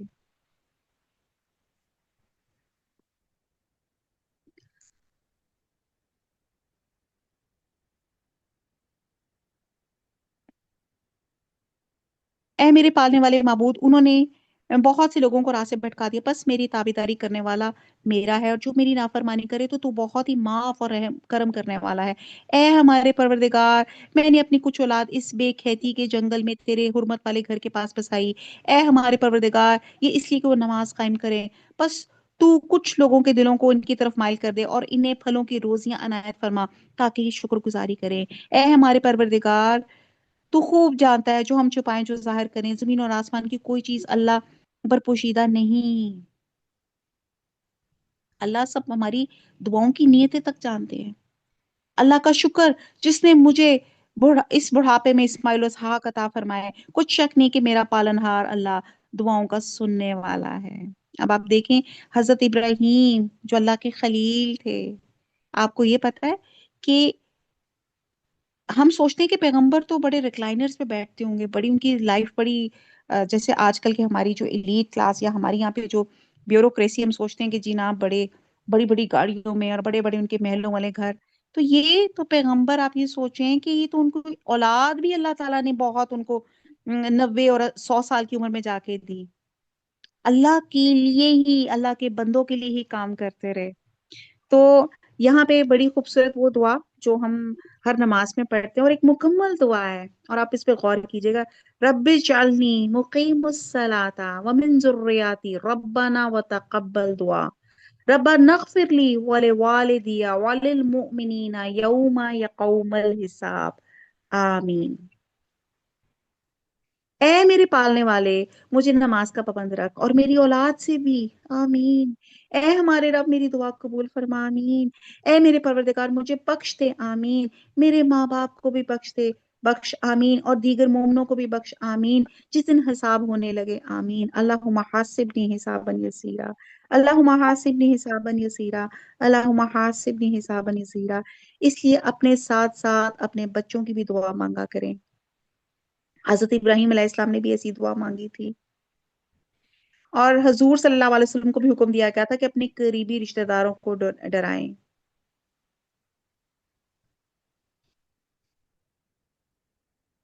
نا انصافوں کے اعمال سے اللہ کو غافل نہ سمجھ، وہ تو انہیں اس دن تک مہلت دیے ہوئے ہیں کہ جس دن آنکھیں پھٹی کی پھٹی رہ جائیں گی، وہ اپنا سر اوپر اٹھائے دوڑ بھاگ کر رہے ہوں گے، خود اپنی طرف بھی ان کی نگاہیں نہ لوٹیں گی، اور ان کے دل اڑے اور گرے ہوئے خالی ہوں گے۔ یہ ہولناکیاں دیکھ کے یہاں پہ ان کا برا حال بتایا جا رہا ہے۔ لوگوں کو اس دن سے ہوشیار کر دے جبکہ ان کے پاس عذاب آ جائے گا، اور ظالم کہیں گے، اے ہمارے رب، ہمیں بہت تھوڑے قریب کے وقت تک کی مہلت دے کہ ہم تیری تبلیغ مان لیں، تیرے پیغمبروں کی تابع داری میں لگ جائیں۔ کیا تم اس سے پہلے بھی قسمیں نہیں کھا رہے تھے کہ تمہارے لیے دنیا سے ٹلنا ہی نہیں؟ اللہ تعالیٰ نے بار بار پچھلی قوموں کے واقعات ہمیں سنائے تاکہ ہم عبرت پکڑیں کہ یہ کھنڈر تمہیں غور و فکر تمہیں دعوت دے رہے ہیں، اور تمہیں لگتا ہے کہ تم نے اس دنیا سے ٹلنا ہی نہیں ہے۔ آیت نمبر 45، کیا تم ان لوگوں کے گھروں میں رہتے سہتے نہ تھے جنہوں نے اپنی جانوں پہ ظلم کیا؟ کیا تم پر وہ معاملہ کھلا نہیں کہ ہم نے ان کے ساتھ کیسا کچھ کیا؟ ہم نے تو تمہارے سمجھانے کو بہت سی مثالیں بیان کر دی تھیں، یہ اپنی چالیں چل رہے ہیں اور اللہ کو ان کی تمام چالوں کا علم ہے۔ ان کی چالیں ایسی نہ تھی کہ ان سے پہاڑ اپنی جگہ سے ٹل جائیں۔ آپ ہرگز خیال نہ کریں، اللہ اپنے نبیوں سے وعدہ خلافی کرے گا، اللہ بڑا ہی غالب اور بدلہ لینے والا ہے۔ جس دن زمین میں اس زمین کے سوا اور ہی بدل دی جائے گی، اور آسمان بھی، سب کے سب اللہ واحد غلبے والے کے روبرو ہوں گے۔ آپ اس دن گنہگاروں کو دیکھیں گے کہ زنجیروں میں ملے جلے ایک جگہ جکڑے ہوئے ہوں گے، ان کے لباس گندھک کے ہوں گے اور آگ ان کے چہروں پر بھی چڑھی ہوگی، یہ اس لیے کہ اللہ تعالیٰ ہر شخص کو اس کے کیے ہوئے اعمال کا بدلہ دے۔ بے شک اللہ تعالیٰ کو حساب لیتے کچھ دیر نہیں لگتی۔ یہ قرآن تمام لوگوں کے لیے اطلاع نامہ ہے، یہ اطلاع ہے، پڑھ لیں کہ اس کے ذریعے سے وہ ہوشیار کر دیے جائیں اور بخوبی معلوم کر لیں اللہ ایک ہی معبود ہے، تاکہ عقل مند لوگ سوچ سمجھ لیں۔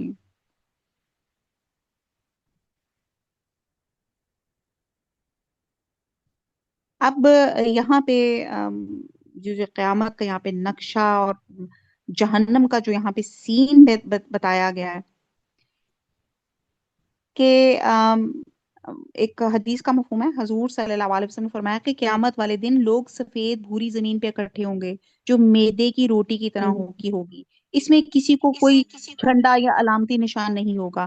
حضرت عائشہ نے پوچھا، جب یہ آسمان اور زمین بدل دیے جائیں گے تو پھر لوگ اس دن کہاں ہوں گے؟ نبی صلی اللہ علیہ وسلم نے فرمایا صراط پر، یعنی کہ پولے صراط پر۔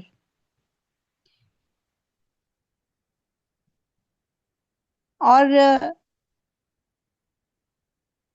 بہرحال یہاں پہ بہت یہاں پہ جو ان لوگوں کا انجام بتایا گیا ہے، نافرمان لوگ، کس طرح آگ ان کے چہروں پہ چڑھی ہوگی۔ بہرحال اللہم اجرنا من النار، اللہم اجرنا من النار، اللہم اجرنا من النار۔ جی، سورہ حجر شروع ہوتی ہے، بسم اللہ الرحمن الرحیم، الف لام را تلک آیات الکتاب وقرآن مبین۔ الف لام را، یہ کتاب الہی کی آیتیں ہیں اور کھلے اور روشن قرآن کی۔ ہجر جو تھی حضرت صالحہ کی قوم تھی، سمود کی جو بستیوں کا نام تھا۔ 13واں سپارہ ہمارا ختم ہوا۔ وما علینا الا البلاغ سبحانک اللہم وبحمدک نشہد لا الہ الا انت نستغفرک ونتوب الیک۔ والسلام علیکم ورحمۃ اللہ وبرکاتہ۔